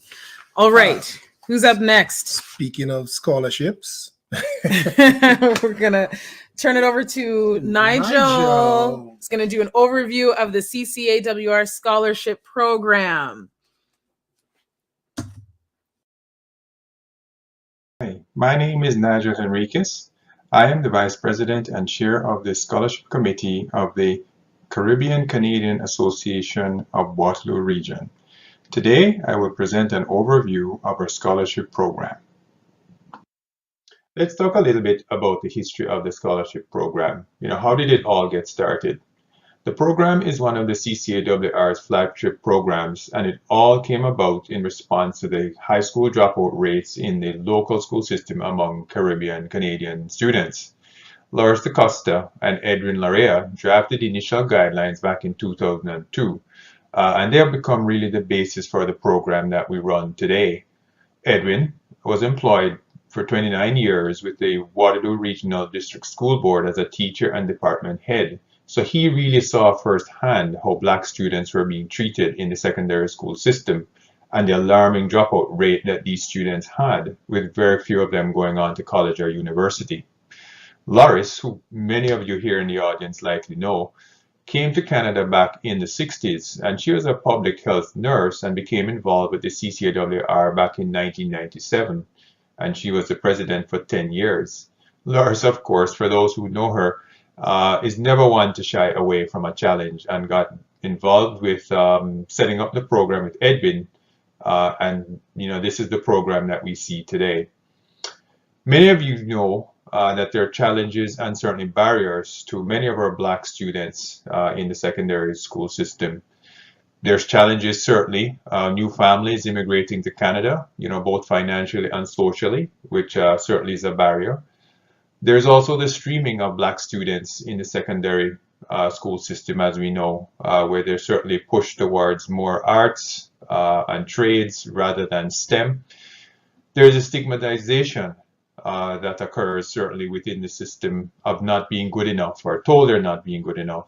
And then, of course, there's systemic racism in the secondary school system, as we know, both structurally and certainly in many other different ways. And that is certainly carried through to even today. Last but not least, there's certainly the high cost of tuition. All of these are contributing barriers to preventing our local youth from pursuing secondary studies at college or university. And we as a group really try to help a little bit on the financial side through the scholarship program. Now that we've covered a little bit of the historical background, let me share with you some of the mission and goals of the scholarship program and the committee that supports it. Really, we are here to inspire and support our young people of Caribbean heritage in Waterloo region, to promote academic excellence, foster leadership skills, and encourage community involvement of young adults. Get them interested in volunteerism. We also provide that helping hand to those young, bright, and talented minds that we have here in the Waterloo community to achieve their academic dreams. And if I can reflect back on the 20 years that I've been involved in this committee, we've seen many bright, talented youth come through our program and go on to achieve many great, successful things.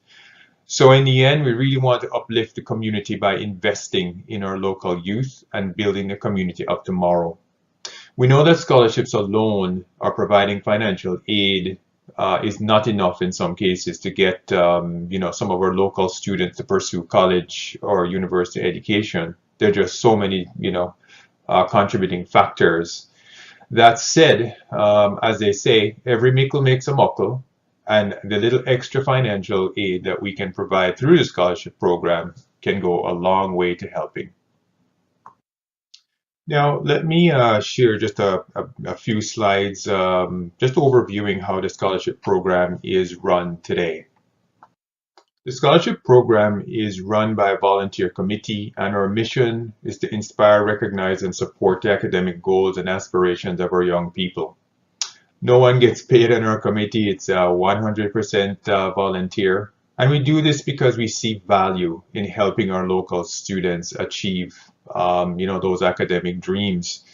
We're committed to support our local youth in any way we can, and certainly through some financial aid. We believe that that's one way we can do that. So we've got a committee of 8, and their names are there, so I won't read them all out. But we do a range of different duties, from fundraising to marketing the program to help organize events. But one of the main things that the committee does is certainly to review applications and select students for scholarships. And I have to tell you, both in 2020 and 2021, we certainly had a very difficult task at hand in trying to select applicants. There were so many great, wonderful, talented students that we had to review applications for. It was a real challenge for us as a committee to select scholarships in both of those years. You sort of reflect back and step back, and you never really want to leave any student without a scholarship, but there's not much you can do in some cases. However, we're all volunteers, and without the participation, none of this program would be successful. And I'll always give a plug to all those volunteers and committee members that are listed there to thank them for all their work over the years. The scholarship program is a year-round activity. It's not just when awarding scholarships or running the few events. Generally, how it looks each year, we do a number of outreach activities and promotional things starting in February, really getting out to visit with the students and getting the students engaged or information about scholarships for the year. And of course, getting information out to the community. We do planning early in the year. We start our fundraising now in March. We usually started it in June, but now we're starting really earlier. Scholarships usually open on the 1st of April for applicants, and then we usually have our annual family brunch in June. Of course, we haven't been able to do that for the past couple of years because of the pandemic. Scholarship deadline is usually July 15th, and that's when the committee really gears up to do a lot of the review over July and August. And then finally, we prepare for our annual Awards of Excellence celebration, which is held towards the end of September, and it's a joint collaboration with the Congress of Black Women of Waterloo region. So Marcia Smelly and I work quite closely on pulling that all together. And it's a fantastic event that is run at the end of September as a celebration. And then usually we have some year-end activities and wrap-up things, both with the donors and the successful awardees. I thought I'd share a few photos of past and annual family brunch events. Of course, it's one of the main social events on the CCAWR's calendar. And of course, it's a very important event for the scholarship program. It's one of our key fundraisers to support the program expenses directly. And that sometimes kicks off the fundraising drive sort of in person. Of course, unfortunately, because of the pandemic, we haven't really been able to host this for the past few years. But hopefully, fingers crossed, we'll be able to do so in June 2022. And usually we have the brunch a week before Father's Day. So look out for that. We should be putting out information closer to the event and hopefully have a great event this year. The Awards of Excellence is, you can call it our crowning event or marquee event, held in late September, jointly with the Congress of Black Women. And it really is a celebration and a showcase for those award recipients that we've selected for that year. It really allows us to showcase, the great talent and the bright minds that we have in the community. It's more of a formal event, if we, want to think about it in that way, where we invite a number of dignitaries, the local MPPs, the mayors, and folks like that. And it really becomes a real showcase for our award recipients. And it's something that, we've done for a number of years. And I think we're planning a big event this year. Again, pandemic hopefully won't play a role in that. And look forward to that in late September. So let's talk a little bit about the actual scholarships themselves. This certainly has grown over the years. Over the past number of years, we've had a number of different scholarships in a number of different flavors.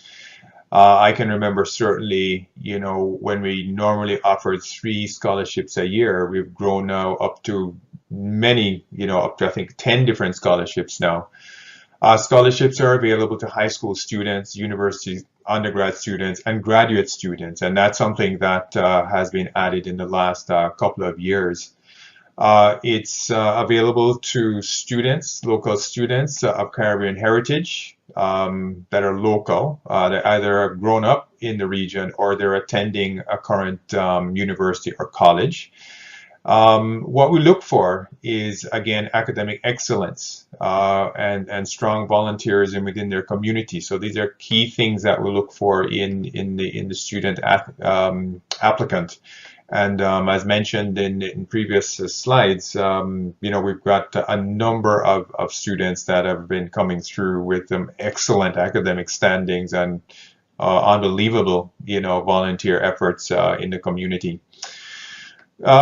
Just to talk a little bit about the actual scholarships that are awards or awarded scholarships, we have one very special one, the Vincent Smith Memorial Scholarship Award, which that one is one of our premier scholarships, and we award $3,000 for a year to a successful candidate that fit, more or less the characteristics of Vincent Smith for those who know him.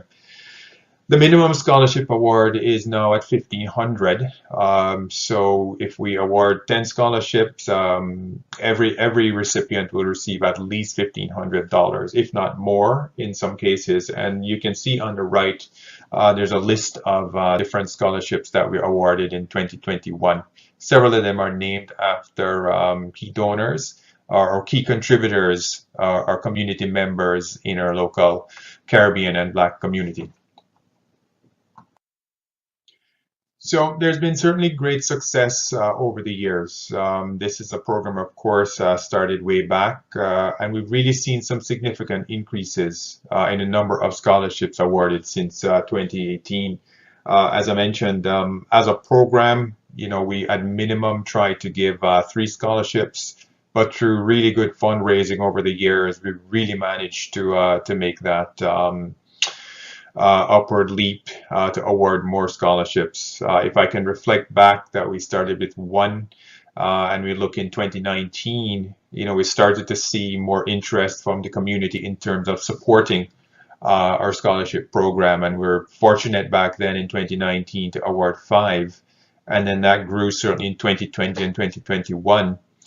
2020, of course, was a special year in terms of a lot of interest, a lot of attention through the George Floyd murder and anti-racism activity within the region. We certainly brought on a number of new donors. We received far more donations in 2020, and I think that certainly was a catalyst for 2021 as well. One of the things we really try to do each year is to fundraise enough to cover the scholarships for the year, and that gives us a comfort level that each year, we can deliver a number of scholarships. And one key goal that we have is to keep the expenses to a dull roar as much as possible, so that the goal of $1 donated to $1 for every scholarship is sort of achieved each year. So we're close. Family brunch plays an important part, as I mentioned previously, in the fundraising activity, and we've really had tremendous support from our local individuals and corporate donors, and we continue to grow our donor base to of course look at ways to either increase the number of scholarships or increase the scholarship level itself. Well, let's look at wrapping things up for our overview of the scholarship program. We're entering now into our 20th year, and who would believe that we've had the success that we've had over those 20 years. When I reflect back at the last 5 years, we've exceeded our fundraising and scholarship award levels each of those 5 years. In 2020 was the first time we had 8 scholarships awarded, and in 2021 that was exceeded with 10 scholarships being awarded for at least $1,500. So that is a total of 18 scholarships over the last 2 years, despite the challenges we faced with the pandemic and our reduced capability to visit schools and not being able to do any of our events or anything in person. Overall, since the inception of the program, we've now awarded 74 scholarships for a total of $81,000 in funds. So that's a fantastic achievement. Certainly a testament to all the effort and the long hours that people have put in to making this work. And we certainly look forward to continued growth and success. In closing, if you're interested in finding out more about our scholarship program, please visit our website at ccawr.ca/scholarships or contact us by email, phone, Facebook, or over Instagram. If you're interested in donating to the scholarship program, we offer a variety of methods, including e-transfer, credit card, or check. For those students interested in applying for scholarships, the application for 2022 will open in April 1st and run through to July 15th. Finally, I would like to close by thanking our local community for their support over the years. Without that support, the program would not be the success it is today. We look forward to building up on our past successes and making an impactful contribution to our local Waterloo community. On behalf of the CCAWR and the Scholarship Committee, thank you.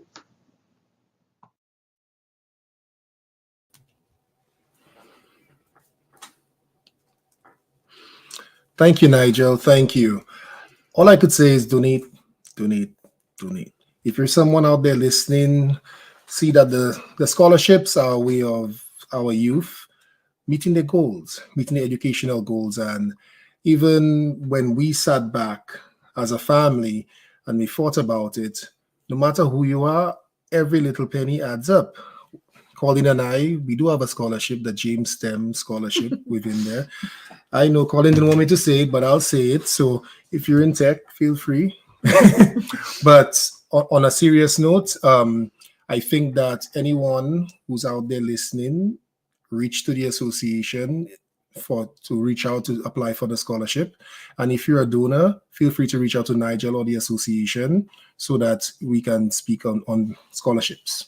You can pay it forward. Pay it forward. Right? Pay it forward. All right.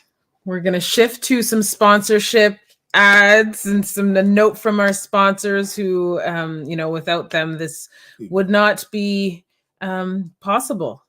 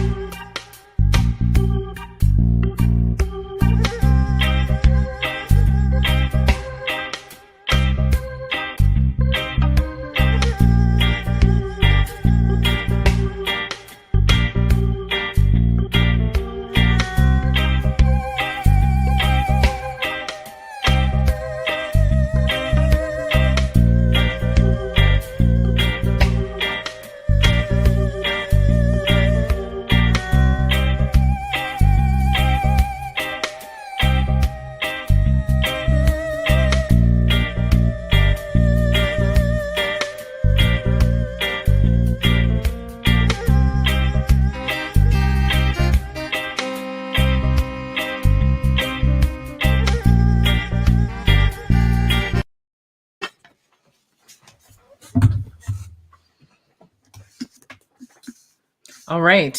So I like that music. That beat, right? I like beat that was beat. nice. All right, we're going to continue on with the music. We're going to have Joni Narita, my apologies, again, and Rufus John up on deck after. I can't wait. We'll see you in a bit.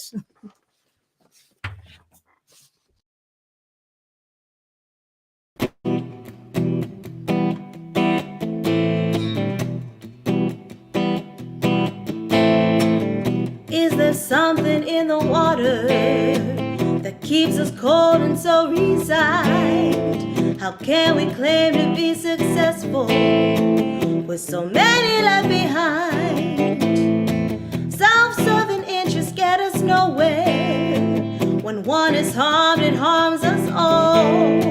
We need to put things into action. We need to let this construct fall. Let it burn.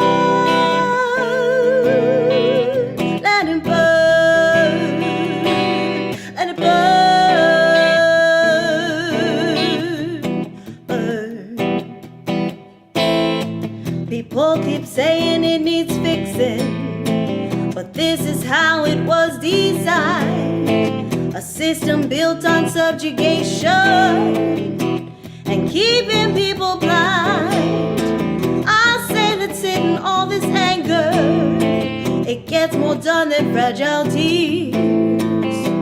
Ask the people if they've had enough and be deafened by their cheers. Let it burn.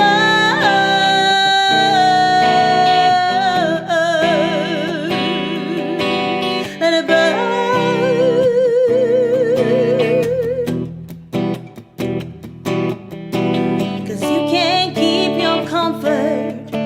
Claiming to be down for change. We've got to admit range 2 has a place, yeah. So help us turn the spark into a flame. Watch us turn the spark into a flame. Help us now and get out of the way. It's our turn to let it burn.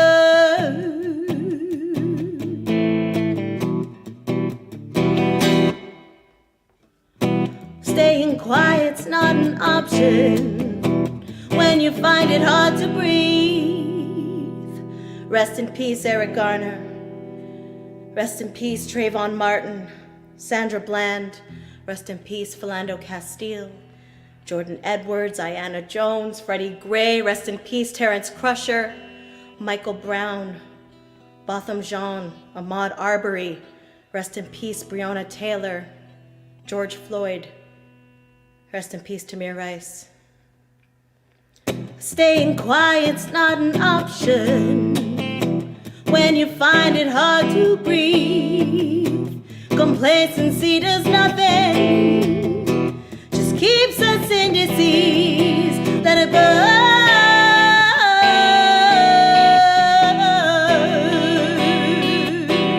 Let it burn. Burn. Burn. Burn.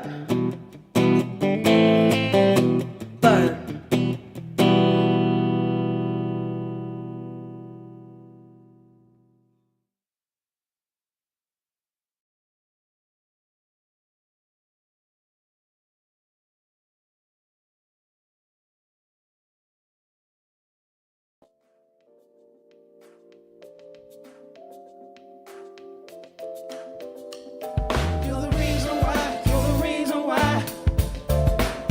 Hey, you're the reason why. You're the reason why. Keep it going. Keep it going. Keep it going. Hey, you're the reason why. You're the reason why.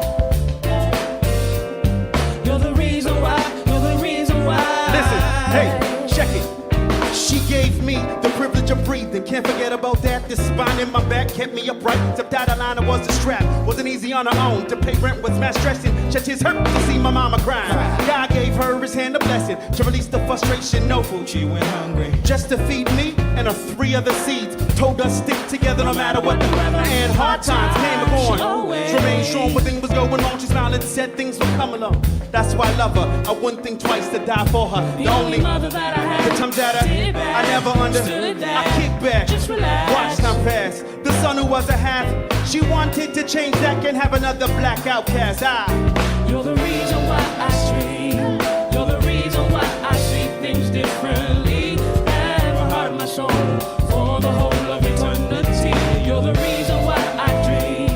You're the reason why I see things differently. Every heart of my soul. Listen. For the whole of eternity. She used to get late night phone calls. Popo telling her to pick up her son. Mr. and Snow, she still show. But kept her head up though. Just made it another obstacle that gave me that look. See that tension on my soul. Life for her has always been a hustle and a struggle. All she needed was a break. Never thought these kids was a mistake. Cause she knew the outcome would bring her glorious days. Graduation and grandkids were the answers to her prayers. I couldn't see it then, but I see it now. That's why I stopped that stuff. Had to get out. Realized Pop's coming back around. So I had to be the man of the fam and do the right thing. I did something, stepped up the game instead of so under the circumstances, dropped the crew, got a job, took my chances with the real world. What a change of heart. Hey, you're the reason why I dream. You're the reason why I see things differently. Held my heart and my soul for the whole of eternity. You're the reason why I dream. You're the reason why I see things differently. Held my heart and my soul. Break it down. I can't keep running.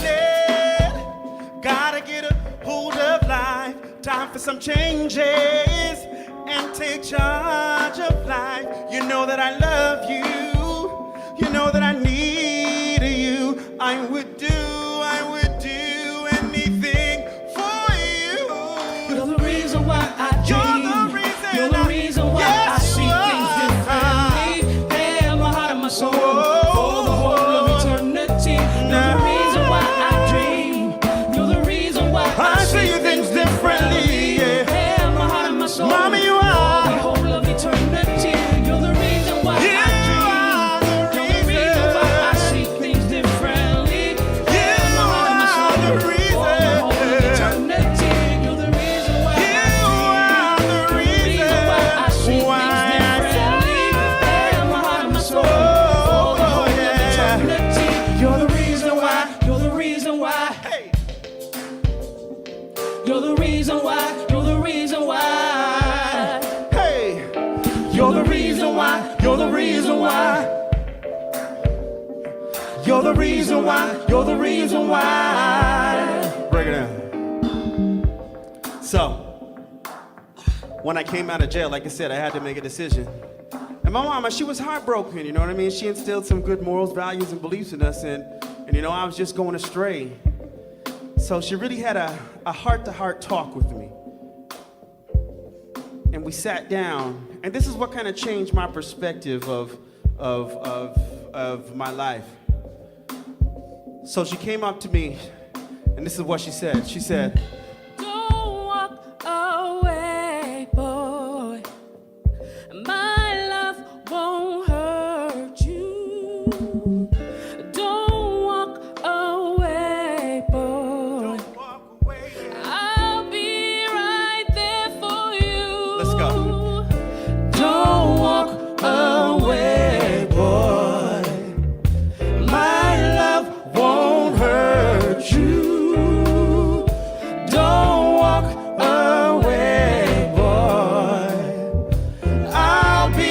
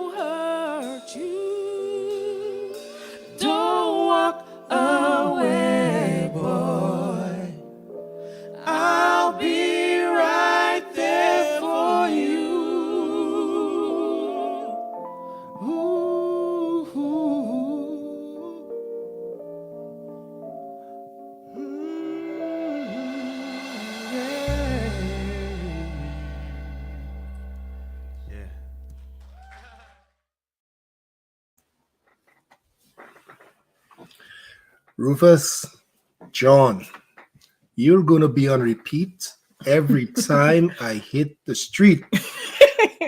Dead serious. That song, it just every part of it I could connect with. So thank you for that.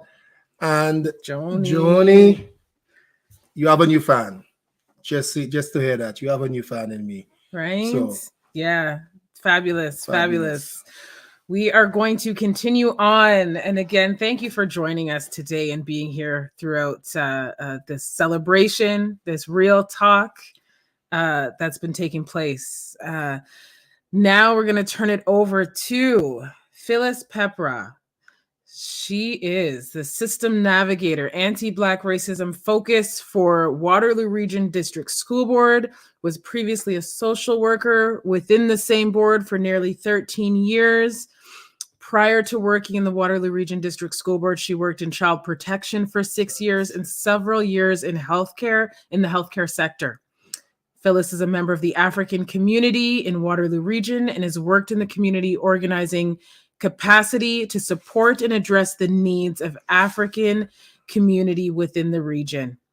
She will be joined by Anandi Carol Woolery, who is currently serving as a board member for the CCAWR. She loves Caribbean culture and will promote it at every opportunity. She has joined the board in 2012 and has also been a Government of Canada employee for over 20 years. So again, understanding that system, right? So we'll bring them both to the stage for their conversation. Welcome, Anandi and Phyllis. Welcome.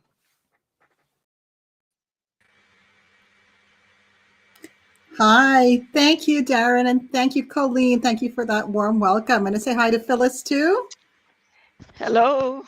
Hi, Phyllis. So good to see you. Good to Thank see you for you joining too. us today to speak about your role as the system navigator. Yes. And at the Waterloo District School Board, Waterloo Region District School Board. So Correct. Colleen gave a beautiful introduction as to your life experience and all that. And just in the time that we have, I thought, let's just jump in about what you do as a system navigator.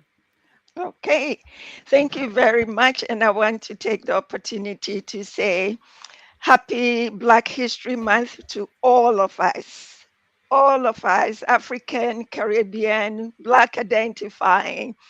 This is one of the times in the year that we can highlight Black brilliance and have community to get to nourish each other. So I'm grateful for the opportunity to be here. And my role, System Navigator for Anti-Black Racism, is just about a year old with the Waterloo Region District School Board. And it's, I would say, a call to action by our board to address the needs of our African, Caribbean, and Black identifying students, and their families as well, in the sense that, as Angel and others have said yesterday and even earlier today, there is a gap in the graduation rate for our African, or I would simply say ACBI. Let's use ACBI from now on. Absolutely. So there is an identified gap, you said. There is an identified gap in terms of graduation rate, and I would say the experiences of Black students within the system. And so there was the need to address that. So last year, the board hired me for this role. So the role is to work with our ACBI communities to address. I look at it this way: we need to prevent in the first place. So for our young children who are coming in, I'm just imagining our kindergarten student coming into the system, that right from the word go, that we need to start addressing the systemic issues that exist for ACBI students that create the outcomes, the graduation outcomes that we see in, at the end of high school, and the dropout rates. So we have to work to address, prevent that, and to address for our older students those barriers or challenges that affect their final academic outcomes. So that's the work that I'm doing.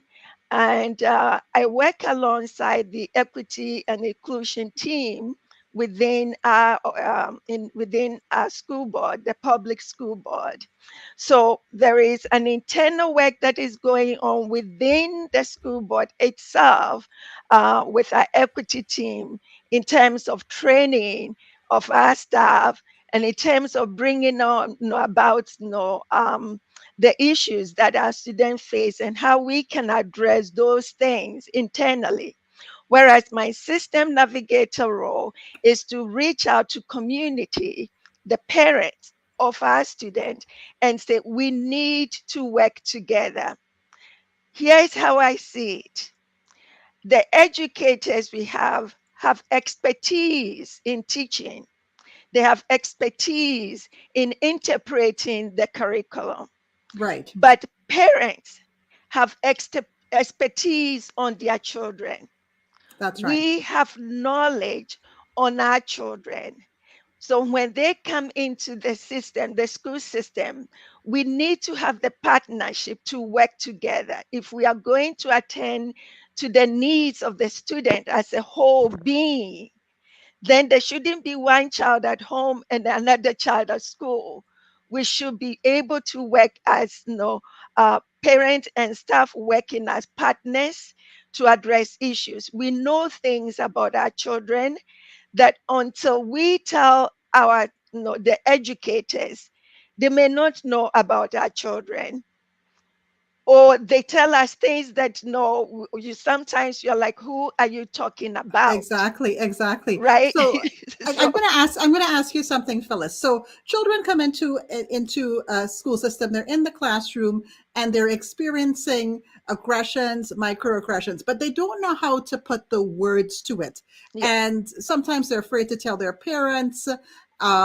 And even parents sometimes, depending on their own experience, they don't know how to put the words into some of the harm that their children are experiencing in the classroom. Yeah. So can you give us some tips as to what parents can be looking out for? What kind of conversations can they be having for their children? Because you are an advocate, but really I think first, before it even gets to you, the parent has to be their child's best advocate. Yeah. No, so before I came to anything comes to me, there has been an identified problem, right? So the parent could be the first to identify it, or sometimes it comes from the educators. So as a parent, and I would like to concentrate more on the younger ones, our elementary students. As a parent, you know the child you send to kindergarten. And then you start noticing some changes in the child's life. Maybe they've become withdrawn, or now they are, we use the term to say aggressive behaviors that you were not noticing before. Or now they don't want to go to school. School is no longer as exciting as it used to be for them. We need to start asking questions. What is going on? Tell me, what is happening at school. How about your friends? Let's ask questions. When we see these things, they may be able to tell us, some things. And if it's something we see it's negative, or it's impacting them negatively, I will encourage our parents to have conversations with their teachers, the student teachers, or move on to the administrators, VPs, and principals for these issues to be addressed. If you are not satisfied with the solution, reach out to the system navigator. That is me at this point. Yes, No, look for Phyllis. Yes. yes, no, reach out to me. Sometimes you are not satisfied with the solution, or the solution is one that you feel, no, this is not good for my child. And I have cases that the children have rather removed the children from school, and they are not engaging with the school administration or the teachers. In the end, it is the child that will be missing the learning. So I would ask that you reach out, for support. No, I would step in and help you to navigate our system at Right. the school level. If we Right. need to move further up the ladder, we'll do so to make sure that the child's needs are met, because we want our children to be seen, to be heard. We want them to feel that they belong to each of our classrooms and the spaces that they are Absolutely. in So order to learn. can I give you a scenario then? Because you and I had chatted a little before, and you Yes. gave up a good scenario. So let's walk through this. So let's say that the parent is engaged, and they're doing the best they can, and they say, oh, they notice the child is withdrawn, and they ask the child, what is wrong? And the child says, well, the teacher doesn't like me. I put up my hand, and the teacher is not calling on me. Or let's say, let's use that as an example. And what could be going on? That could be, it sounds like, okay, that's regular school, but that could actually be the beginnings of something. And if a child is noticing and is hurting over it, okay, I feel the teacher doesn't like me. You know what? Children are smart. They can sense when, they can sense resentment and whatnot. How should a parent be dealing with that? And what is that? That could be an indicator of what else perhaps that's going on. Okay. Yeah, no, that's a good example. So the child tells you the teacher doesn't like me. You could inquire a little bit more. What happens that make you feel that the teacher doesn't like you? And I would say, whatever the child tells you, I think go back and talk to the teacher. This is how my child is experiencing your class, right? If the teacher, I would say the majority of our teachers will say, oh, okay, maybe I didn't mean that, or I didn't see that, and they may make corrections. If that is not happening, you can move up and talk to the administrator, or you can reach out to me, to help in navigating. And I also know that there are parents that don't even know how to broach those conversations with teachers, or they are afraid to do so, or language might be a problem. Right. I would encourage those families to reach out. Because your office has the resources. Even if they have those hurdles to go over, your office has resources to help with that. Yes, I will support the families in whatever way we can to address the issue, because we would like to stem the storm right from the beginning, the early years, before things get worse.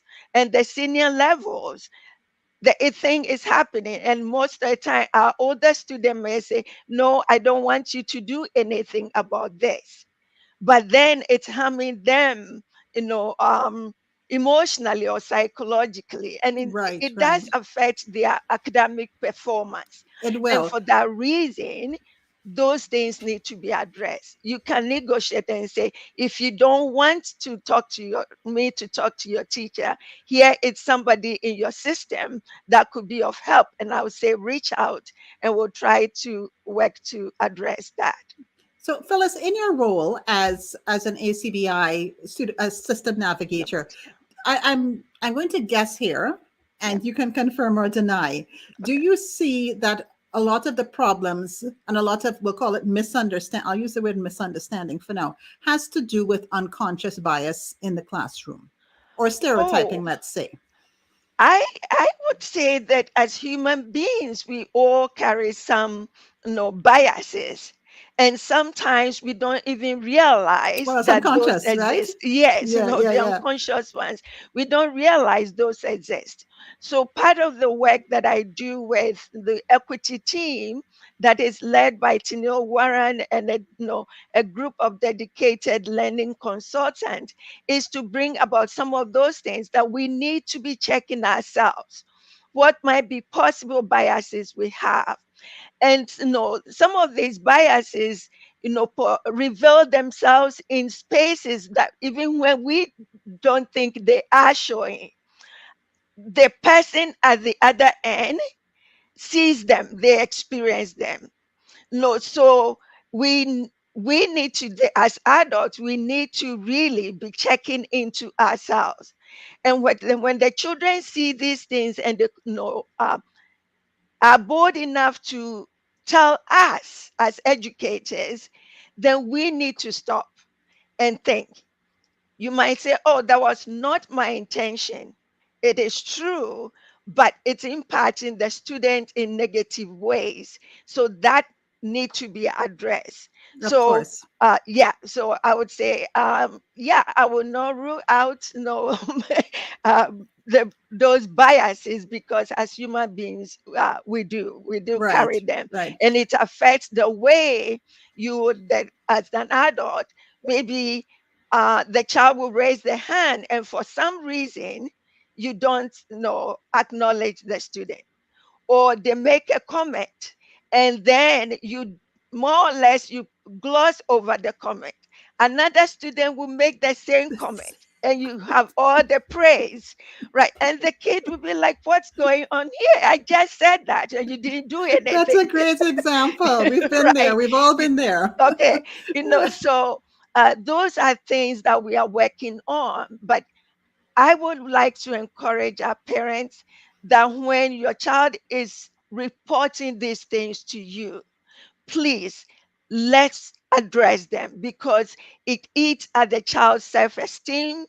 And what we are trying to do, and this was spoken about yesterday and even earlier today, we want to create Black brilliance.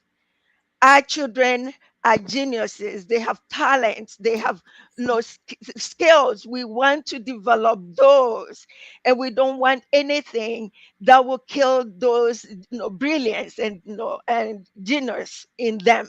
So let's address them as early as we can. Right. You also had some, when we had talked before, you had some tips for educators as well. And there was the example of the child. Can you give us the example of the ball situation? Everybody's in a circle, and everybody except one. Everybody is playing a ball game, and one kid is left out. Yeah. And then tell us what happens next.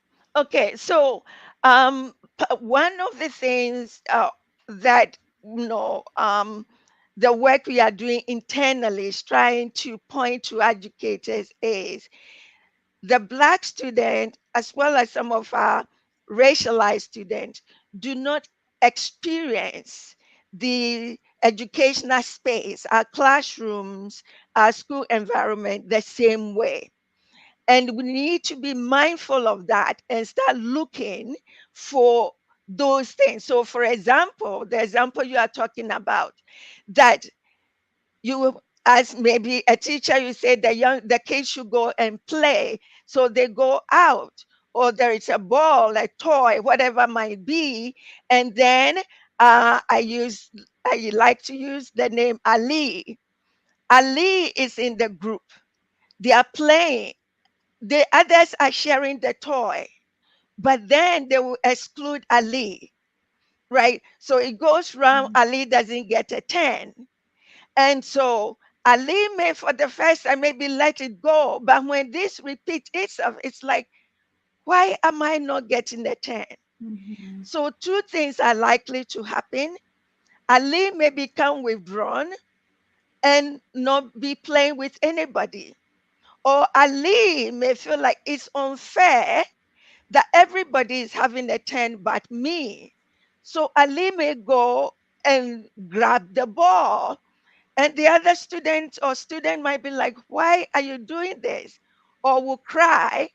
Or Ali may hit somebody in order to get the toy. The frustration, yeah. Exactly. And when that happens, it is the behavior that will be noticed, because other students may say, oh, teacher, Ali hit this person, or Ali grabbed the ball from this person.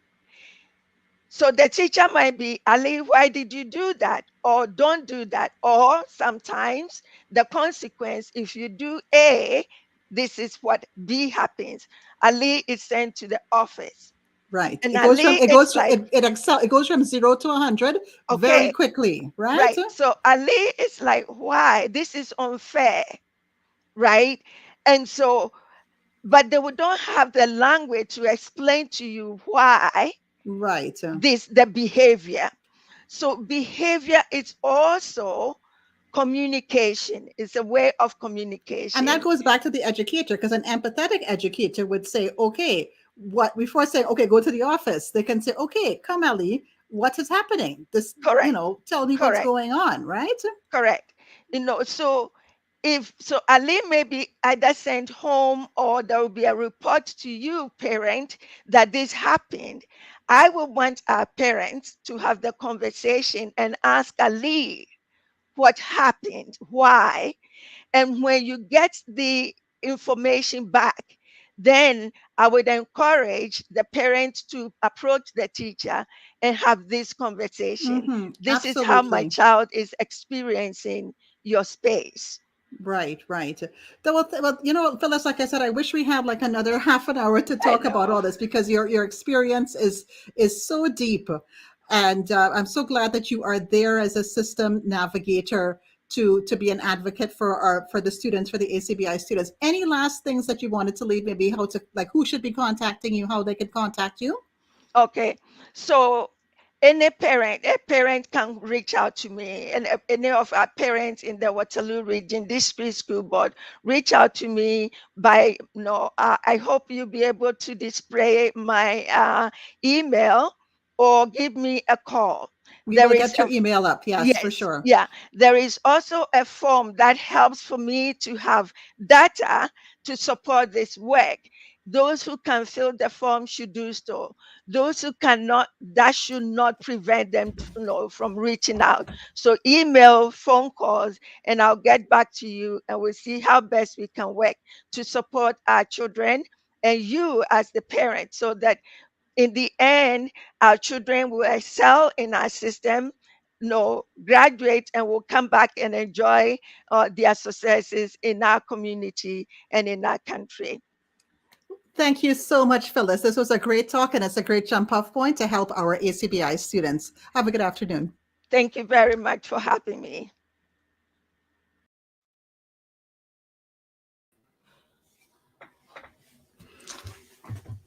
Phyllis, we're thankful to have you, Mm-hmm. because you were speaking, and I have a young daughter, and I'm thinking from a tender age how things are, and I'm thinking when you're young, these things impact you. When you become an adult, that impact from the childhood reaches adulthood, and we don't even realize that the same behavior that has impacted us as kids is impacting us as adults. So knowing that somebody like you is out there in our region navigating, for us, it's a true blessing to have you.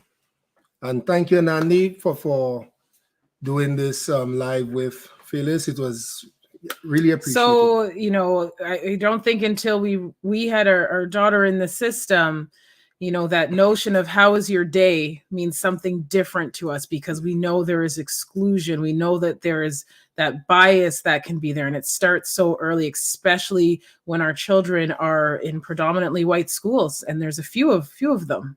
And who's there to advocate? And we have to do that as parents, and not just for our children, for other children as well. And Phyllis, it's good to know that you are there as a resource in the equity office, because it's needed, and recognizing the ways in which the bias shows up, the exclusion shows up, the marginalization, and the othering. And as adults, that othering continues, and understanding where it starts within the system is key to changing that. So thank you. Yes, and moving on, we have Lynn Garioch. I hope I said it correct. We have Lynn, who's an equity officer at the Waterloo Catholic District School Board. So Lynn, over to you. Over to you.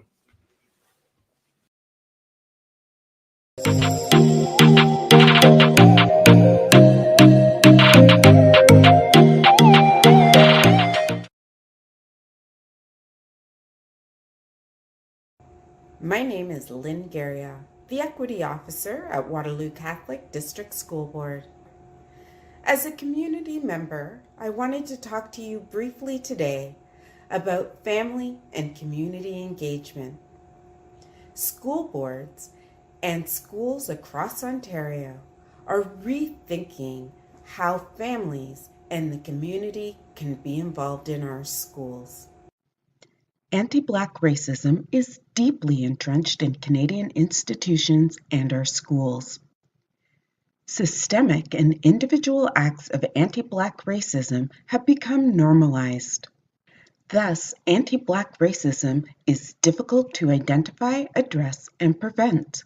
We need the Black community, school boards, and parents to work together to eradicate anti-Black racism. Traditionally, parent involvement in the school system has been described as actions parents take to participate in school-sponsored, school-based activities and events. This traditional concept of parent involvement has been used to satisfy the needs of the school and the ways in which educators want parents to participate and support their children. The premise of this model is based on the understanding that parental and community engagement with the school board and the school should be a collaborative effort. Community engagement, however, connotes a partnership between schools, families, and the community, where parental and community concerns are heard and addressed and used to create positive learning environments and experiences for all students, including Black students, and that the perspectives of the parent, the community, and the school should be included in the decision-making process. To learn a little more about effective collaboration, here is Dr. Karen Mapps from Harvard talking about 3 prerequisites of effective family and community engagement. So I've thought a lot about sort of the 3 essential pieces that I think are going to move family and community engagement forward, sort of what practitioners, educators, policymakers, all of us need to be thinking about. And so the first thing is that we've got to understand that the commitment to family engagement has got to be a very high priority in any district's work. I think where we've struggled in the past is that districts have felt like family engagement or engaging the community is an add-on, that what we do is really teaching and learning, and this family engagement piece really comes later. Well, we now know that it's actually a part of teaching and learning practice. And so I think that the piece around family engagement proficiency, skills and knowledge of educators, that has to be elevated. So it can no longer be looked at as an add-on. The second piece is that we have to realize that in order to get there, that we need to provide training. And so this is where the PD, the professional development series, really comes in. And we have to provide training to our staff in order to be effective partners with families. And then finally, I think we have to shift our mindset. I think we've seen, again, families as sort of this entity that we keep at arm's length, that we pacify them with spaghetti suppers, and we keep them sort of on the boundaries. But we have to understand that our families are really co-producers and co-creators of effective school systems. They are our true partners in this enterprise, and without them, we're never going to be able to truly have effective schools. And so those are the things that I think are really important to this work. Dr. Mapp outlined the prerequisites of effective family and community engagement, but there are best practices that school boards and schools can be using. Administrators need to ask parents and community members how they think our schools can better support their children. Rather than administrators assuming that they know what parents and community members need, ask them. It is not unusual for professionals to believe that they know what works best for families, but they can often rely on assumptions or past experiences that can reinforce stereotypes. Therefore, administrators need to take the opportunity to engage with parents and community members to create successful partnerships. Gathering information can happen in a variety of ways through focus groups, interviews, surveys. And it really doesn't matter how you collect the information. Ultimately, we want to be collecting information and listening to families and community members. A closely related best practice is for administrators to assume that all parents and community members want the best for their children. This means that administrators cannot be accepting and reinforcing simplistic, preconceived notions about families, especially Black families. Administrators need to recognize their assets, recognize their contributions. All families have different challenges and assets despite their composition. Parents and community members take care of their children in a variety of different ways, and this doesn't always mean that they are physically present in the school building. All parents, including Black parents, bring a wealth of knowledge and experience that schools are missing out if we do not actively seek their knowledge. If we do not recognize their contributions, if we do not make parents feel like they're equal partners in their children's lives, we risk not engaging them. The next best practice for administrators is to make sure that parents and community members feel welcome in school spaces. If our community does not feel comfortable in the physical space or working with staff, they are unlikely to engage. They are unlikely to get involved. Be aware that families from different linguistic, cultural, and social backgrounds may have different expectations about a welcoming space. The easiest way to find out how to make people feel safe and welcome in your space is to ask. Offer parents the opportunity to engage in ways that are manageable and convenient. Parents and caregivers often face barriers to traditional engagement activities. They have other children to care for. They need to prepare food for the family. They work shifts that conflict with school events. They don't have access to fast and reliable transportation, or they have other challenges like not having internet service. Programs that ask parents and caregivers how they want to engage and what barriers exist, and then take steps to reduce those barriers, are more likely to see parent and community engagement. Another best practice is to have school officials, administrators, and staff reflect on the beliefs and assumptions that you all hold about families and parenting. Further, school personnel should also be reflecting on culture, race, positions of power. This should be an ongoing task for all school officials and personnel. Often, what we think about families and parenting is informed by our own culture and our own experiences. Many people, especially those who are part of a dominant group, are unaware of how their own cultural lens impacts their perceptions of others and how they treat others.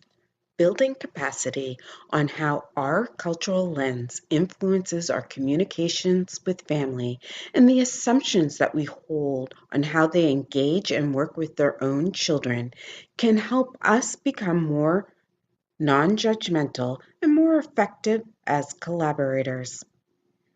Finally, administrators need to work in collaboration with existing community-based organizations. Working with community-based organizations that have existing relationships with families can help build relational bridges. Organizations that have been working with communities for longer periods of time can highlight the assets, strengths, and contributions and help administrators avoid deficit-based approaches to engagement. These best practices were discussed in Baker et al.'s 2016 article called Identifying Barriers, Creating Solutions to Improve Family Engagement. This was published in the School Community Journal.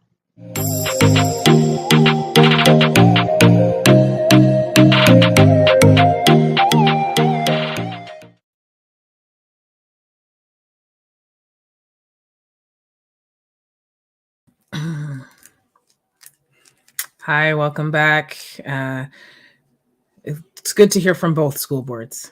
I think it's not just isolated in terms of anti-Black racism. And I agree, we need to name that anti-Black racism that is in our schools, the way it is, it permeates throughout, and how we as community, as parents, collectively can address this and raise it. I think even when we think about, remote learning, right? It's a privilege to be able to be at home, but for many in the Black community, that is not an option. And even that and learning gaps or all of that compounds into the assumptions that are made and how we collectively as a community can address some of those and change them. We are now going to, did you want to say something? No. You good? No, I'm good. I'm always good. We are now going to have two more speakers. Meredith Radlin, very, advocate again within the education space for our community. She received the Senior of the Year in 2018. She's currently a co-convener with the Anti-Racism Working Group at the Region of Waterloo, helping to again address systemic changes and push things forward for Black, Indigenous, racialized community members and changing and disrupting the status quo. So we will have Meredith, and then who's next? We have Elbita Batki, who's actually the owner of Premier Hair Studio and Spa in Kitchener. Make sure you check it out. But it will be an interview with Amanda Edwin. All right. Welcome, Meredith, and then Elbita. Welcome to Black History Month, 2022. This is the month that we will continue to celebrate and talk about until the day comes when we achieve a truly equitable society where we're all seen as equal and deserving citizens. My name is Meredith Radlin, and I have been asked to talk to you about the COVID distribution, the COVID vaccine distribution. And I was involved in that because as a member of the region's Anti-Racist Advisory Working Group, I was asked to sit on the Community Engagement Committee. The Community Engagement Committee was formed by the region in response to the advocacy of groups like Black Lives Matter and Reallocate Waterloo Region, because it was realized that they had to accept that their practices and procedures were exclusive and in many cases racist. And so the Community Engagement Committee was formed to provide a conduit to connect with the communities that were identified as being at risk, which were the Black and Indigenous communities. The vaccine rollout was dictated by the province. Phase 1 was First Nations groups on reserves and healthcare workers and so on. Phase 2 was for urban populations, Black, Indigenous, and Métis, households that had more than 5 adults, households that earned less than $50,000 a year, households whose first language was not English. These were identified as the at-risk groups, and my job was to be the connection to the Black community. Now, my first meeting at the community engagement group revealed to me that I was the only Black person on the committee and that there was no plan. So we had a meeting that spoke about, how to address other groups, but there was no mention of the Black community. And when I asked, why that was, the response was, well, Meredith, that is why you are here. So I, who have absolutely no experience in the health field or anything like that, was tasked with communicating with our communities and ensuring that vaccine distribution was equitable. So to do this, I recruited the help of Ismail Mohammed, who is a facilitator with the city of Kitchener, a member of the Somali community, and a very well-connected person in the community.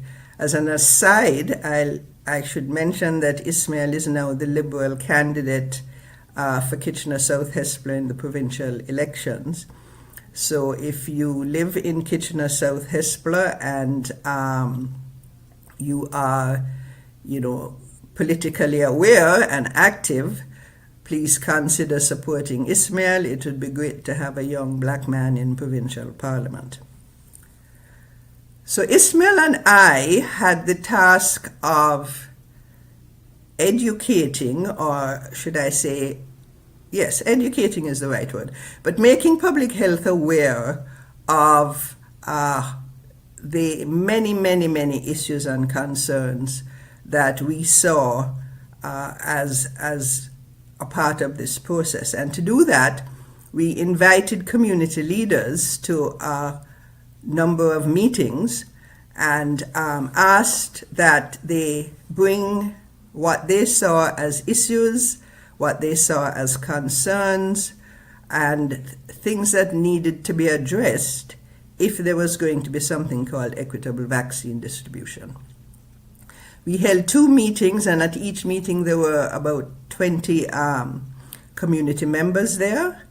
And they were an amazing group. They were very vocal, they were very clear, and they were very helpful in terms of identifying the many gaps in public health practice and procedures. And there were 2 main concerns from our community.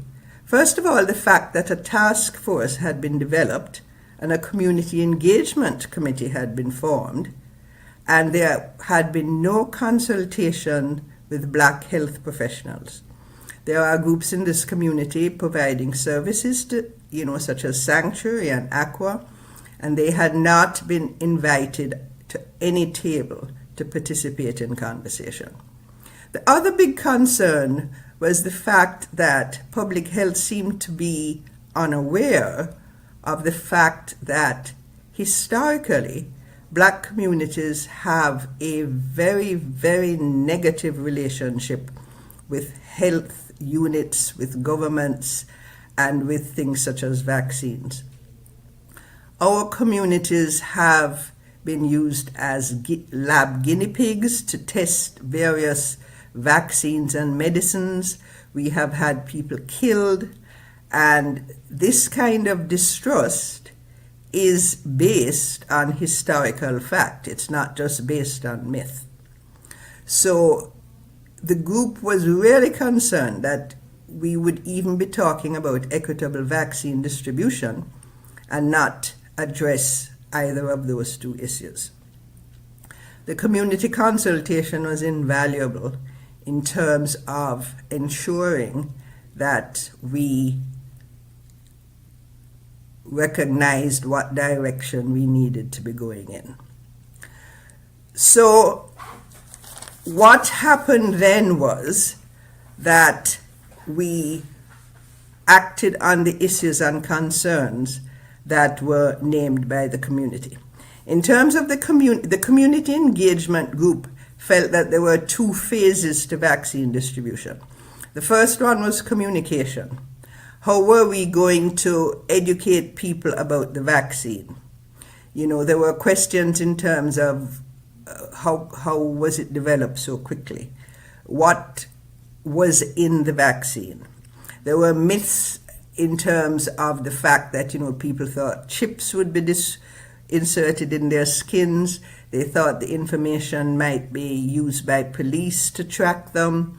They were unsure as to whether it was safe, you know, for children, for people who were pregnant, for people who were immunocompromised, and all of these issues.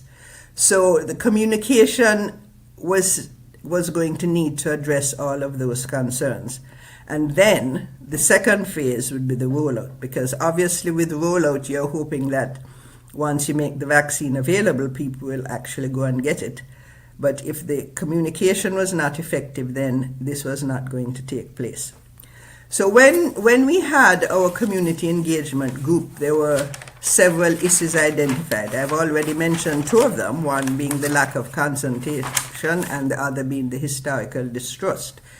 The other one was, well, there were many, the absence of race-based data. So there was no data to you know, inform the process in terms of Black communities and their needs or anything like that. There was a concern about the fact that many people in our communities may not have English as a first language, may depend on public transportation.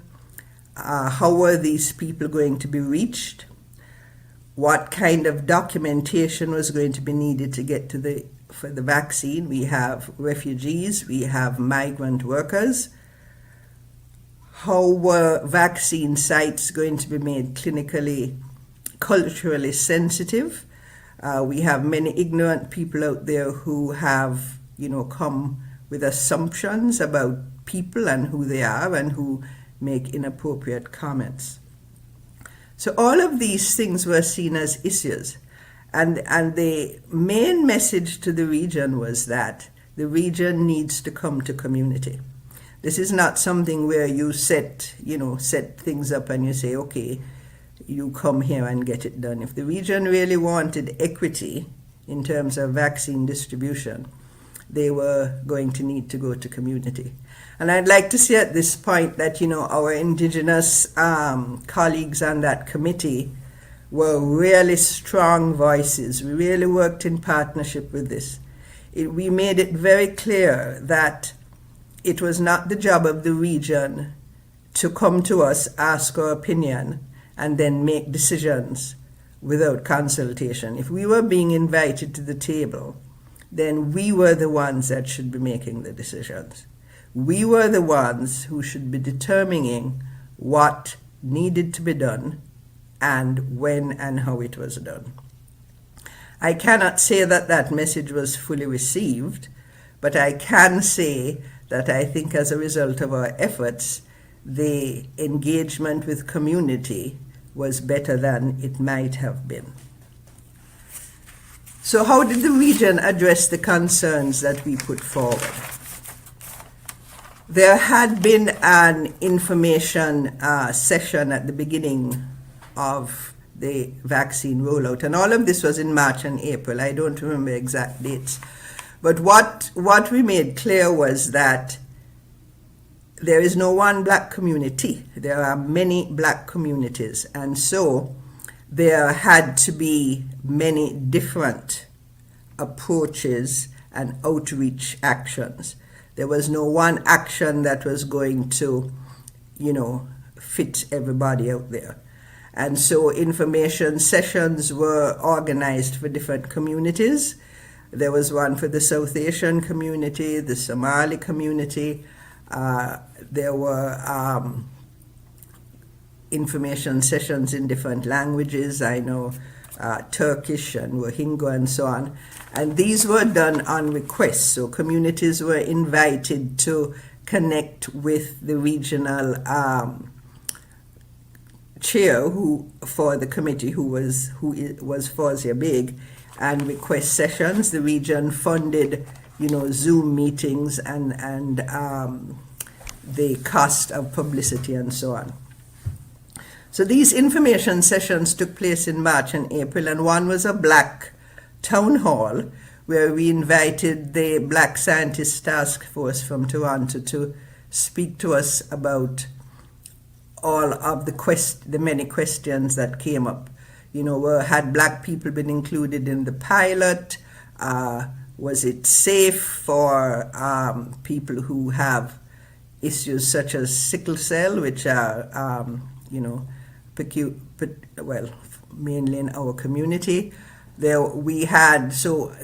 panel were doctors and scientists who worked on the development on the vaccine.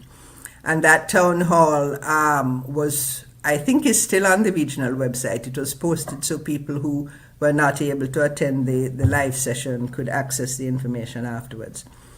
The committee that put together the town hall also drafted a pamphlet for our community where they removed all of the health speak and the wordiness that was on the region's website, and made sure there were pictures of Black people, but the information on the pamphlet was directly addressing concerns raised by the Black community. So it answered questions such as, what is in the vaccine, how it was developed so quickly, and those kinds of issues that we had heard people asking. In addition, the vaccine sites, so there were some sites that tested for COVID, and then there were sites that actually administered the vaccine. And these sites were extended to places like Sanctuary, KDCHC, so that we had Black professionals as part of the rollout. In addition, the Black Nurses Health Alliance, I'm sorry, I'm not sure if that's the right word, but there's a group of Black nurses, and they were approached and where possible, asked to work in clinics, so that when we went into clinics, there were people there who looked like us. Clinics were situated in community centers that have large Black populations, Victoria Hills, Kingsdale, and so on. We really pushed for mobile vaccine sites, and the mobile vaccine bus was a recommendation from the Community Engagement Committee. So we increased, I think we can say that we were responsible for ensuring that there was community consultation in terms of where to have vaccine sites and so on. Whether the distribution was more equitable is hard to say, because data was not collected. So there was no data collected at the beginning in terms, of what people knew or what people thought or how comfortable people were, and then data collected at the end so that we could have some kind of comparison. So really the idea that we didn't make a difference is more kind of based on anecdotes and on conversations we have had with individuals.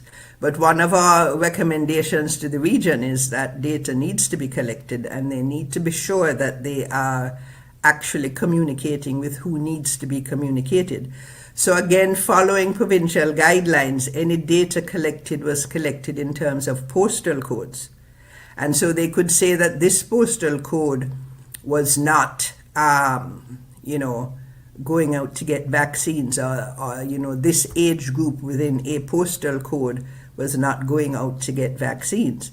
But they could not say it was Black people not going out to get vaccines. And so, data that could be disaggregated and used to actually make meaningful decisions is not there, and is still not there. And this is one of the things that we recommended, because if you are going to say that Black communities are not going to get the vaccine or are going to get the vaccine, then you need to be sure that you have the information that informs that conversation. Moving forward, our concern, and when I say our, I mean Ismail and I sitting on the Community Engagement Committee, was that the region learned from our efforts. So we had reached out in terms of not only listening to issues and concerns expressed by the Black community leaders, but also involving the community in the rollout. So we did have videos that had Black health professionals talking about the vaccine, saying that they had had the vaccine, encouraging people to have the vaccine. All of that did happen. Our concern was it going to continue? Was this a one-off? So the region had done it, they could check off that box, and then back to business as usual. We were assured that this would not happen, that there would be community consultation in the future on an ongoing basis, and that public health would be looking to, ensure that they were more rooted in community and able to connect to people through community centers and other means. Looking at how the vaccine was rolled out for children, I am not sure that lesson was learned. There was no education for people in terms of the vaccine and their children and issues that might need to be addressed or concerns that were out there. And there was no attempt made to set up clinics in a way that made it convenient for families to go out and get, whether it was first vaccines when the children were included, boosters, and so on. The region defaulted to the old model, which proved not to be efficient. However, moving forward, we have continued to push, and when I say we, I mean different people in the Black community. I'm certainly not going to suggest that I am responsible for all changes that have taken place. But for example, there is a clinic tomorrow, tomorrow the 30th, January 30th, which is Sunday, that is going to be held in the mosque on Ottawa Street. So there has been some change. There has been some engagement. I know that the region, the public health has been actively trying to recruit BIPOC nurses and BIPOC staff, because what was very, very clear at the beginning of this was that they could not deploy BIPOC staff to clinics because there weren't any. There might have been one or two, but that was it. So certainly, I think that our communities did a great job in making it really clear that the region needs to step up, to make it really clear that there are choices out there that can be made that are not being made, and to make it really clear that if the region really wants to become an anti-racist institution, it has a long way to go. And so I thank all of these people who supported this effort, and I thank all the voices who were heard, all the people who stepped forward, and who are continuing to work and talk with the decision makers in public health and the region in terms of ensuring that our communities are treated equitably, fairly, and respectfully. Thank you.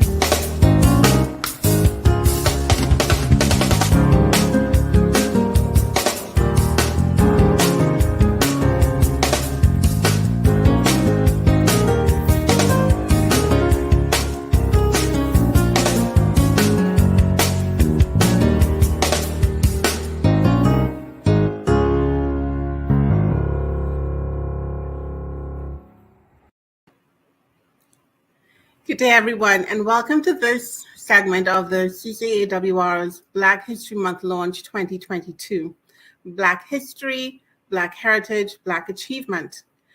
In this segment, the focus is on local Black-owned businesses in the region of Waterloo. And so I will be chatting with Albita Batke, the owner of Premier Hair Studio and Aesthetics. Albita is originally from the Dominican Republic and has been in business here in the region of Waterloo for about 24 years. I am happy to have Albita tell us about her entrepreneurial journey and share some useful insights for budding entrepreneurs. So just allow me 1 second to introduce Albita. Hi, Albita. Hi, Amanda. Thanks for joining me. Thanks for having me.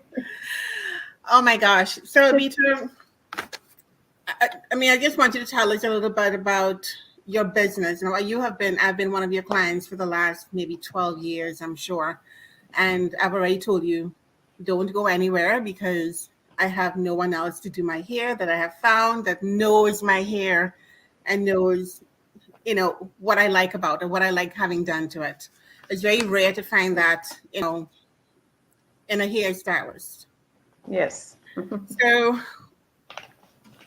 your business now is Premier Hair Studio and Aesthetics. Yes. Tell us a little bit about when you decided to start your own business. Give us a bit of a background into that. When I graduated and I was working for a company called Premier Haircutters. And that company is a chain of, hair salons. And basically they work first come, first serve. And what I think is okay if that we have the right stylists. But some of them, they are not trained, they just want you to do the job fast and go and make the money and go. And that is not my, I feel like I'm a professional and I didn't want to keep working like that. So I want to create my own business where I can have time and pride my job and teach others, to do a good job. And that was on 1998 when I decided to open my own business. Wow. So that's 24 years. And I think before we came on, I was telling you, so next year, I guess 2023, you're probably looking at the 25th anniversary of having owning your own business here in Waterloo region. Lovely. Yes. I have a little clip here I wanted to share with everyone. It's this one. So in this picture here, we have, you in the salon. This is looking like years back, right? And of course, the time here you received an award that we will talk about. And your new place that you're at right now. So we're looking at, from startup to being nominated for an entrepreneurial award in KW and being 24 years of business in the city, right? Yes. So when you started your business back in 1998, you're probably younger. I know you were a single mom, you had kids, and it must have been quite a challenge for you. But were there any resources that you wished you had when you started out that would have been helpful for you, to get started, to get you on your feet? Well, yes. At that time, I was a single mom of 3 children and with actually very little English. My English was very poor, as you know. I still have, an accent that I can, but I'm doing a lot better now. Anyways, back then, I remember when I want to open the business, I went to every single bank, and nobody want to give me a loan because, of course, I didn't have any history of credit. Right. I was a single mom, and whatever little I have, I bought cash because I was afraid to get myself in debt. Right. So I with that, my last bank that I ever went was the Royal Bank. Mhm. And actually, I create I create a business plan on my own, all by hand, writing, designing my little chairs, designing everything. And I think actually that the bank manager, I think he saw that and he probably felt sorry for me. And he see how much I really wanted to, to have my own business. I really wanted to be, have my own business and, have my own dream and, create my own styles and help other people. And yes, at that time, I wish actually that I could have a better mentors. Mhm. I wish I could have better team. That I would research better the area. Mhm. That I could do more, bring more to the business, more experience. Okay. Okay, so I didn't have a lot of experience, but even with the little bit that I have, I think I did very well in that location there for a while, because sometimes it's not all the experience you have, it's the passion you have for what you want. For what you want and what you're doing. Yes. Agreed.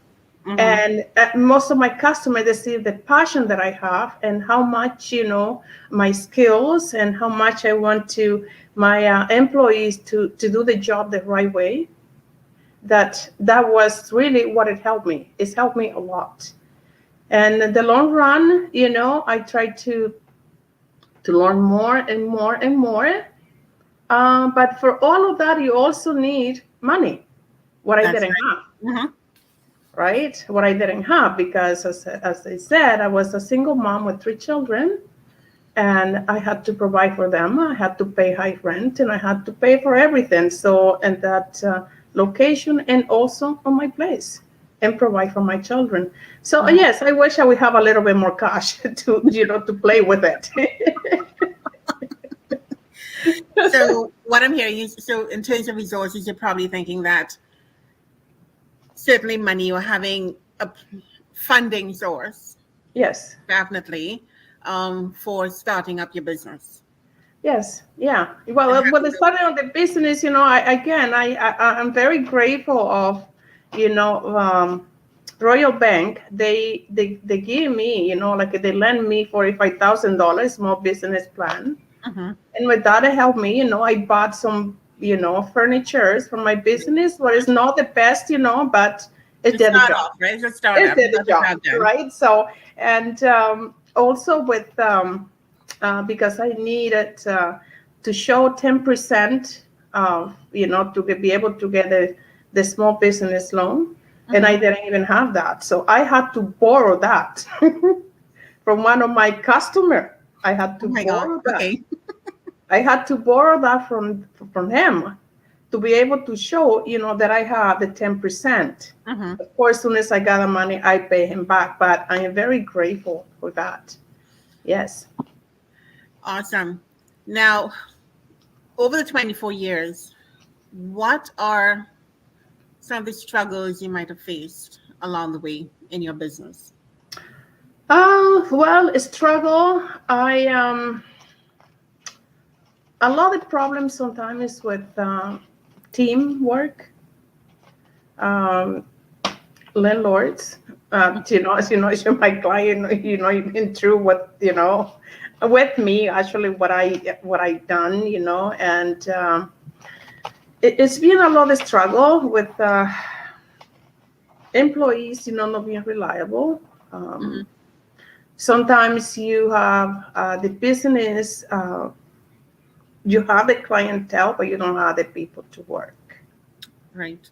Right. So this is a big, issues with when you're running. It's not just my type of business, but any business. When you're depending on others, to be there to help you to, lift up your business. and you don't have those right people to be there side by side with you. Yeah. Also with the landlords, when you have deal with them, start happening, they are not there for you. They look at you just as a number. They don't look at you as, you want to build a business. Right. It's been a lot of struggle, but I think if your heart and your mind is there together, you struggle, but you go, you stand up. You make it through once you make it through. Yeah. Yes, you make it through no matter what happened. If your heart, if that's what you want. Right. Especially Yes. since you mentioned earlier about having the passion. So once you have that passion, then the drive will be there. Yes. Yes. I was listening to something this morning that said, when you remember the why you want to do something, why that purpose and that deep-seated why is what will keep you going forward. Yes. Yes. Well, to me, I believe, that when something, we always doing, whatever we do to be better, not to fail. Right? And most of the time, I think on my mind, it doesn't matter actually. You don't want to be failing all the time, but whenever you fail and you can stand up again, it's not a failure. It's an experience that you live, and you don't want to do it again. So it's a road that you have to, to cross. And when you cross a road and it's not, easy to do it, right? So the next time you find a better way to do it. Of course. Now, if you had to do this again, like would you do it anything differently? I think I would. I think I will, first of all, do a better research, of my area. Better research, especially with landlords, who that company is, right? I would trying to build a team, trying to build a team that they have the same vision as I do, right? Somebody that can depend on, somebody that can, they be with me side by side. I also would do a better research, like we find probably a mentor, to help me. Sometimes you cannot believe on everybody, because especially sometimes people find you, especially when they know you don't have a lot of experience. They find you. Trust me, they do find you. And they go trying to tell you, trying to convince you they can bring your business to the next level. And all of that costs money. Of course, they say, oh, you're going to be making that, in a couple months. It's not true. To me, is my passion is what is really will make me, keep going. And those people, this happened to me in the past. Some people, they come in, and there was one guy one time, I remember, he come up and he said, I'm going to help your business, to go, on top of the top. Sugar. He called me sugar. So he really, let my account less $3,000. He never did anything. Okay. So I would do different stuff. I will do, like a strong business plan. What I think I did for my last place when I moved, I did a very good business plan, and I done all the research.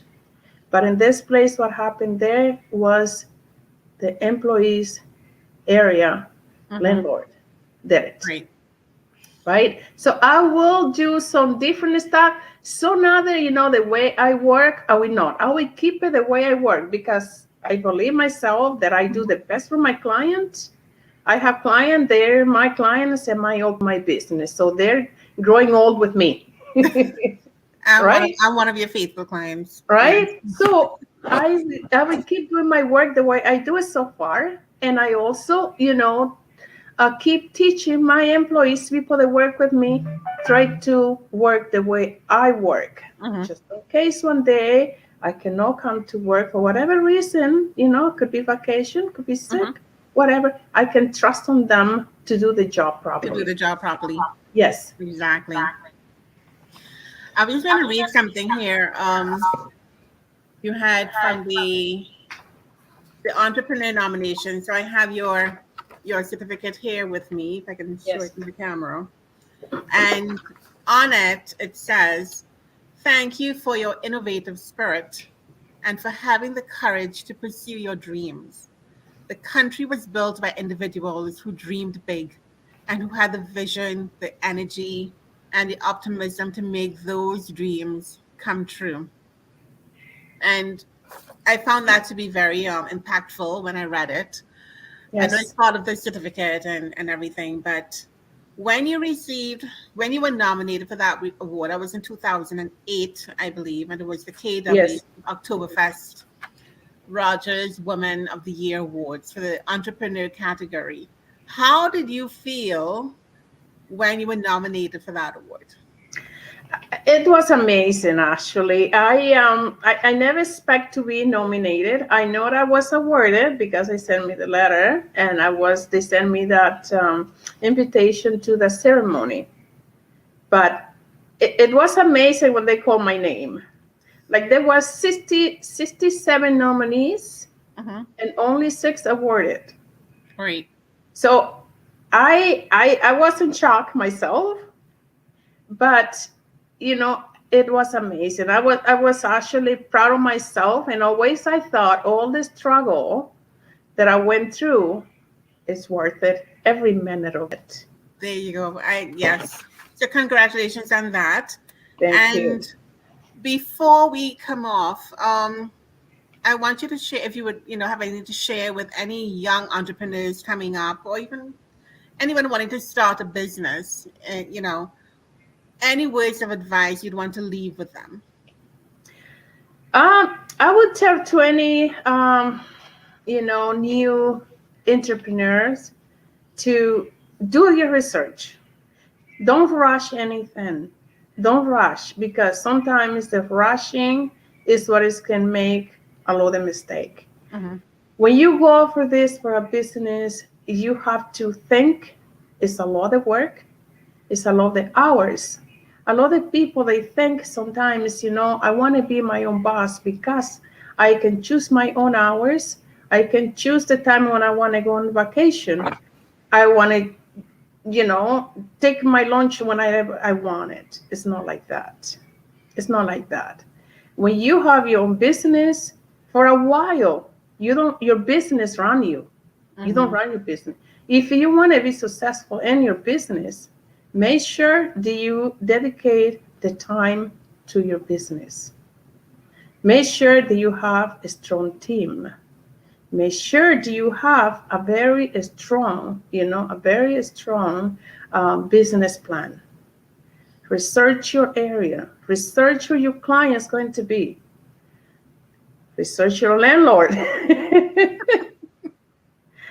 Do all of that before you rush into, because you wanted to have a business, to rush into it. You have to do your research. You have to do your business plan. You have to have the right mentor, somebody to advise you. And don't be afraid. If you need help, don't be afraid to ask for help. Also, I think if, when you wanted to go in your own business, like I said before, I mentioned before, there's a lot of people, they're going to come over to you telling you, I'm going to bring your business to the next level, just because you don't have experience and they want your money. Trust in yourself, believe in yourself. That's what you have to do. Have passion for what you want to do. Whatever business you want to do, you have to have a passion for it. Because if you don't have a passion for it, you will not make it. That is amazing advice, Elvita. Thank you very much. That kind of brings us to the end of our little segment here tonight. And I'm so happy that you joined me on this little journey. Yeah, and thank you. Yeah, I would like to play your YouTube video. Okay. So I'm going to have to share my screen for that. So let's see if I can do this. Hold on. Share screen. I gotta make sure I'm doing it properly. Just bear with me 1 second here. Sure.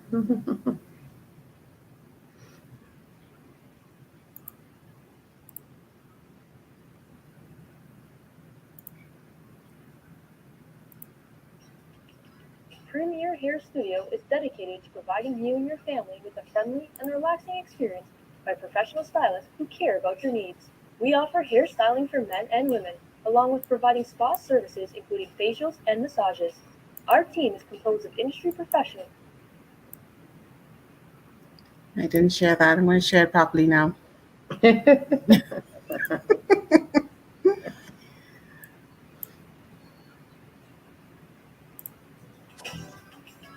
Premier Hair Studio is dedicated to providing you and your family with a friendly and relaxing experience by professional stylists who care about your needs.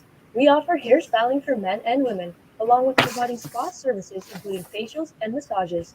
Our team is composed of industry professionals who truly care about meeting and exceeding your expectations.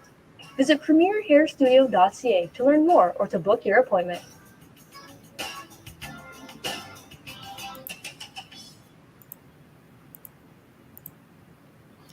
All right, that brings us back. Yes. Yes. Oh my goodness. Okay, thank you, Albita. You're welcome. Thank you. Thank you for inviting me. You're very welcome. I hope my advice can help, those new entrepreneurs. And, I'm here. Let's see until when. My passion is this, so I don't think that I will ever give up. Awesome. All right, so thank you, and I'll talk to you soon. Thank you.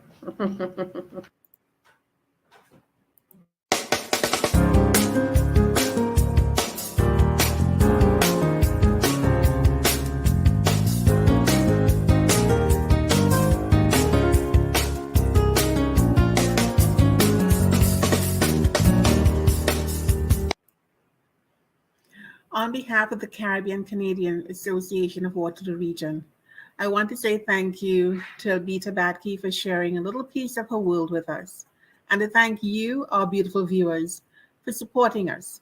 So bye for now, and enjoy the rest of Black History Month Launch 2022.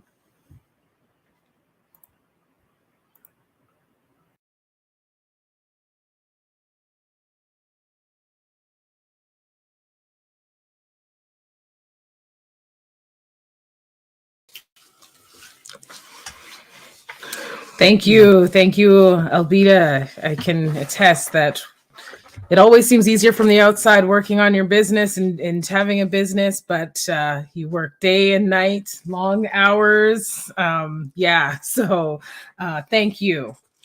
Okay, so up next we have Tapiwa Zeyingi from the Run for Office Waterloo region, which exists to collect and disseminate information useful to African, Caribbean, and Black persons who are considering running for political office in Waterloo region. So welcome, Tapiwa. Much to our great hosts. Before I'm here to talk about Run for Office Waterloo region, but before I do that, I just wanted to send a big shout out and to give a standing ovation to the CCAWR for providing us this safe platform for us to be able to celebrate Black history, to celebrate Black heritage, and to celebrate Black achievements. I would like to present to some and introduce to others Run for Office Waterloo Region. Run for Office Waterloo Region is a non-partisan organization that was created solely for the purpose of identifying, encouraging, and assisting Black persons to run and be elected for public office at the school board trustee level, municipal government, regional government, provincial member of parliament, and federal member of parliament. Now, who we are, the people behind Run for Office Waterloo region is 3 persons with a whole lot of community volunteers and community engagement.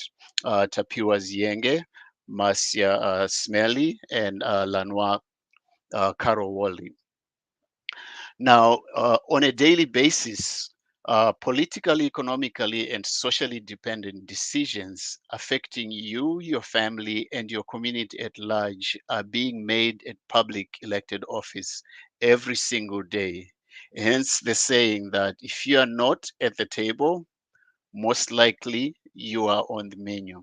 So you either get involved or you get eaten alive. So how Run for Office help? Oops. How Run for Office? We have put together some barriers that people have mentioned to us in terms of getting elected, and we have kind of boxed them into 3 separate categories. One, which is finances. We know it takes money to do everything and anything. Secondly, the networks. You need to be connected. You need to be connected to your communities. You need to be connected in terms of what's happening in the community.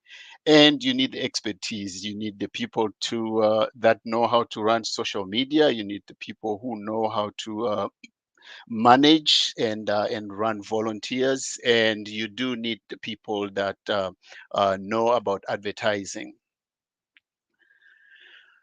So how we help is we have put together what we're calling a monthly speaker series.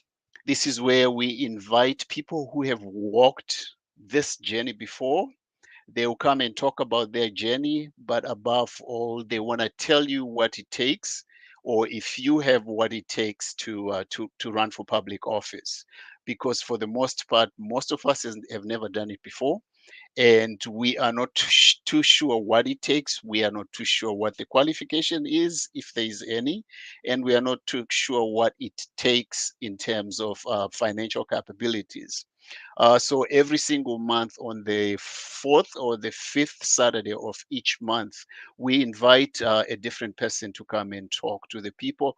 This is just a family type of discussion. It's not to put pressure on anyone. So this is just to bring together, you ask questions that you may have, and the speakers, they tell you what they have gone through, their experiences, and where they are. And sometimes they even talk about, their future endeavors, where they see themselves. What we also do is we help with data collection. We'll tell you what the last election, whatever riding it is that you want to run on, will tell you the number of votes that were required to win the election, and this is within the Tri-Cities and the whole region of Waterloo. We also help with networking, because everything, even just looking for a job, it helps if you're networked, because then you know who to reach out to. Then you know who to talk to when it comes to people that have ran into the same problems that you may run into. Because believe it or not, every single problem that you are going through, somebody has either gone through that problem or they are currently going through that same problem. So just from sharing ideas, you usually tend to find solutions to a lot of the issues that you want. And we also, in terms of networking, we also help with how to recruit volunteers and to increase candidate visibility.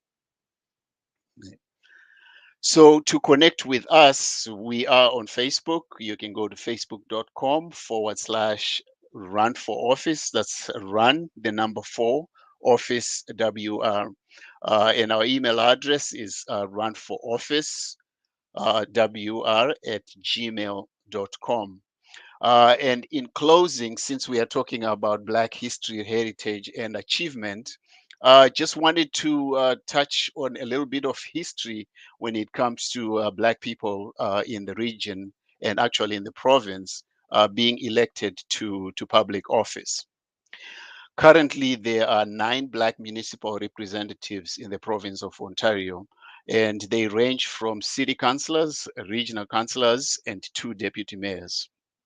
Abraham Shedd became the first Black man in Canada to be elected to municipal government in 1859. So the mid 1800s.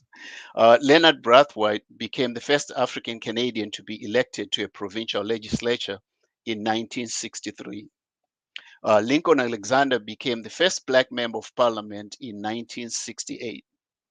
Rosemary Brown, may her soul rest in peace. She passed away in 2003. She became the first Black woman elected in Canada in BC. She served as MLA for from 1972 to 1986. She also ran for the leadership of the federal NDP.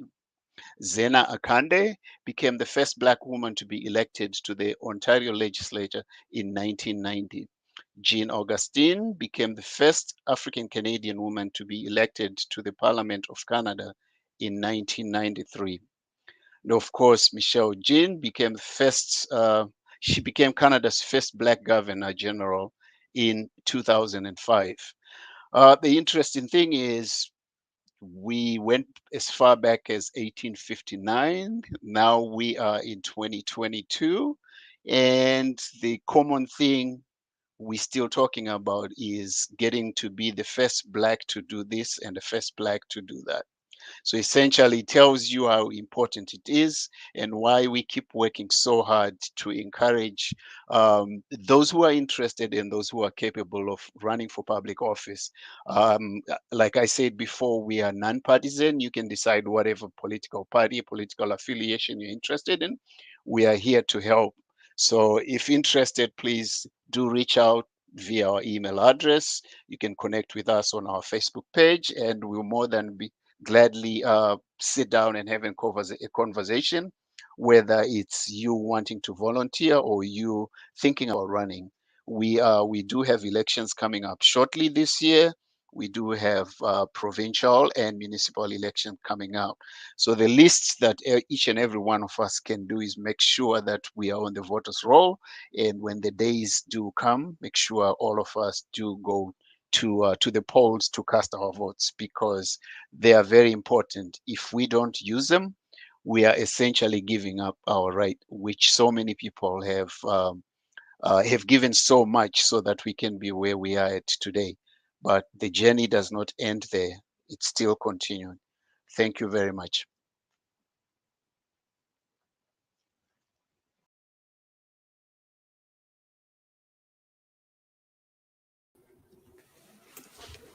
Hi, thank you, Tifua. It is it's good to know that we have that support here for those who want to run or are interested in running. We're a few minutes behind, so hopefully you'll stick around while we close out today. We are going to bring the president of CCAWR up, Linoy, to kind of close us out. And yeah, all right, Linoy. You're muted. Excellent. Well, what I said was thank you, Colleen, and thank you, Darren. So I wanted to make sure you heard that. And so, yeah, I just had a few words to share with our audience now in closing this event. And I just want to say thank you to audience members for joining us yesterday and today for the CCAWR's Black History Month 2022 launch in Waterloo region. Our theme was Black History, Black Heritage, Black Achievement. Black History to reflect on the past, Black Heritage to celebrate our talents, and Black Achievement to inspire our community to greater heights. We hope that we accomplished our goal. If you would like to share any of the speeches and performances with your families, friends, and networks, the videos will be available on the CCAWR social media channels and on Rogers TV Kitchener shortly. I wish to say thank you to the CCAWR's Black History Month 2022 Planning Committee. They have been hard at work since October of last year. Thank you also to our hosts, Colin James, Darren James, and Colleen James. Thank you, of course, to our sponsors, Canadian Heritage, the Kitchener-Waterloo Association of Realtors, the City of Kitchener, the Region of Waterloo, and the Accelerator Center. We could not have done this without you. Thank you. Thanks also to Good Company Productions, who have been an excellent partner for us in putting on this event. So in closing, I have 3 requests to make of you. Please get informed, get connected, get organized. I want you to close your eyes for just a few seconds, if it's safe for you to do so. Please close your eyes for just a few seconds and use your imagination. Okay, so while your eyes are closed, imagine that you are in a race, a relay race on a track, and there's a runner bearing down on you with a baton in their hand. Okay, now open your eyes. Did you know that you're in a race? This race isn't just for Olympic athletes or for people who love running or for young people. It's a race for equal rights, equity, justice, and inclusion. We are all participants in this race, even though many of us believe that the race has already been run or that the race is for somebody else. It's for the authorities, or it's for racialized persons, or it's for activists. I'm here to tell you that we are all participants in this race. The real question is, are you aware you're in a race? Look around you. Pay attention to the news. There are Confederate flags being flown in our nation's capital during Black History Month. There have been death threats issued against a leader of the Black community in Kitchener. Are you paying attention? I say to you, get informed. The CCAWR's website has an extensive listing of all the Black History Month events that we're aware of taking place in our region in February and March, listed by date on our website. We've collected the information for you so that you can get informed. Please visit our website and check out all the events happening around our region in February and March. So, you're in a race. You didn't start this race, but the runner with the baton is bearing down on you. Do you recognize the runner? Do you know who they are? Why they are running? Do they look strong, or are they on their last legs?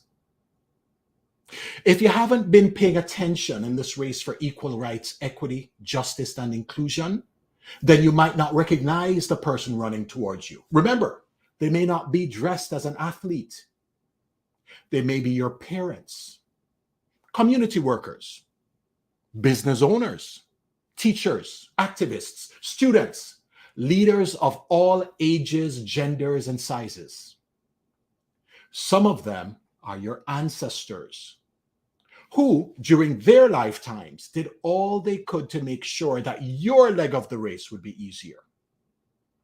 Some of them are your contemporaries, who are volunteering or running for political office or otherwise working to move the baton along. They're looking to you to take the baton to carry on the race. So I say to you, get informed and then get connected. Do you know how relay races are lost? Think back to any relay race you've watched or that you've participated in. Think for a second, where is that relay lost? Where is the race lost? Where does it fall apart? Do you see it now? It's in the handoff. It's usually in the handoff. You see, for a successful transition of the baton, you need to have a strategy. You need to come up with a strategy. You need to communicate that strategy. You need to execute that strategy. You need a plan. If you fail to plan, you plan to fail. So, in this race for equal rights, equity, justice, and inclusion, what's your plan? What's your strategy? Do you think you can run a successful race without a plan? Let me ask you this.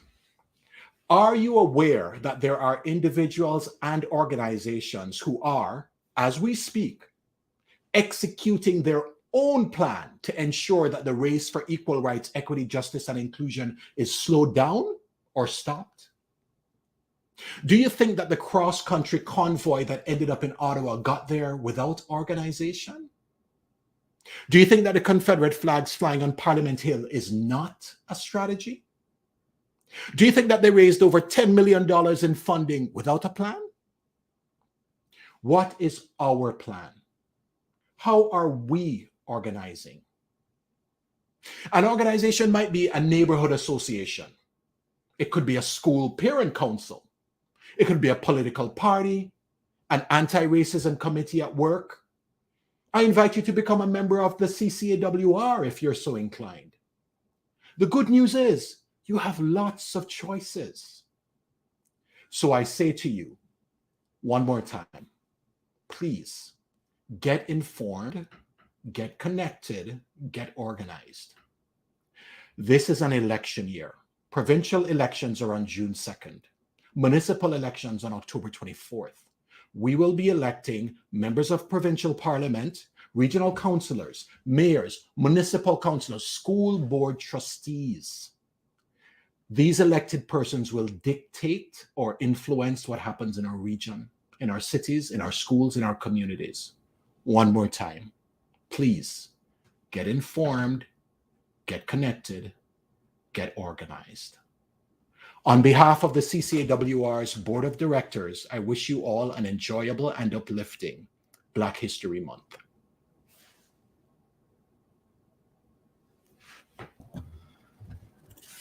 Thank you, Linoy. Oh. Are we on? Yeah. Thank you, Linoy. Thank you to the CCAWR. It has been our pleasure to host again. I think we did it. T. Yeah. All right. Signing off. I think there's a few ads for our sponsors again. We'll see you until. All right. Thank you.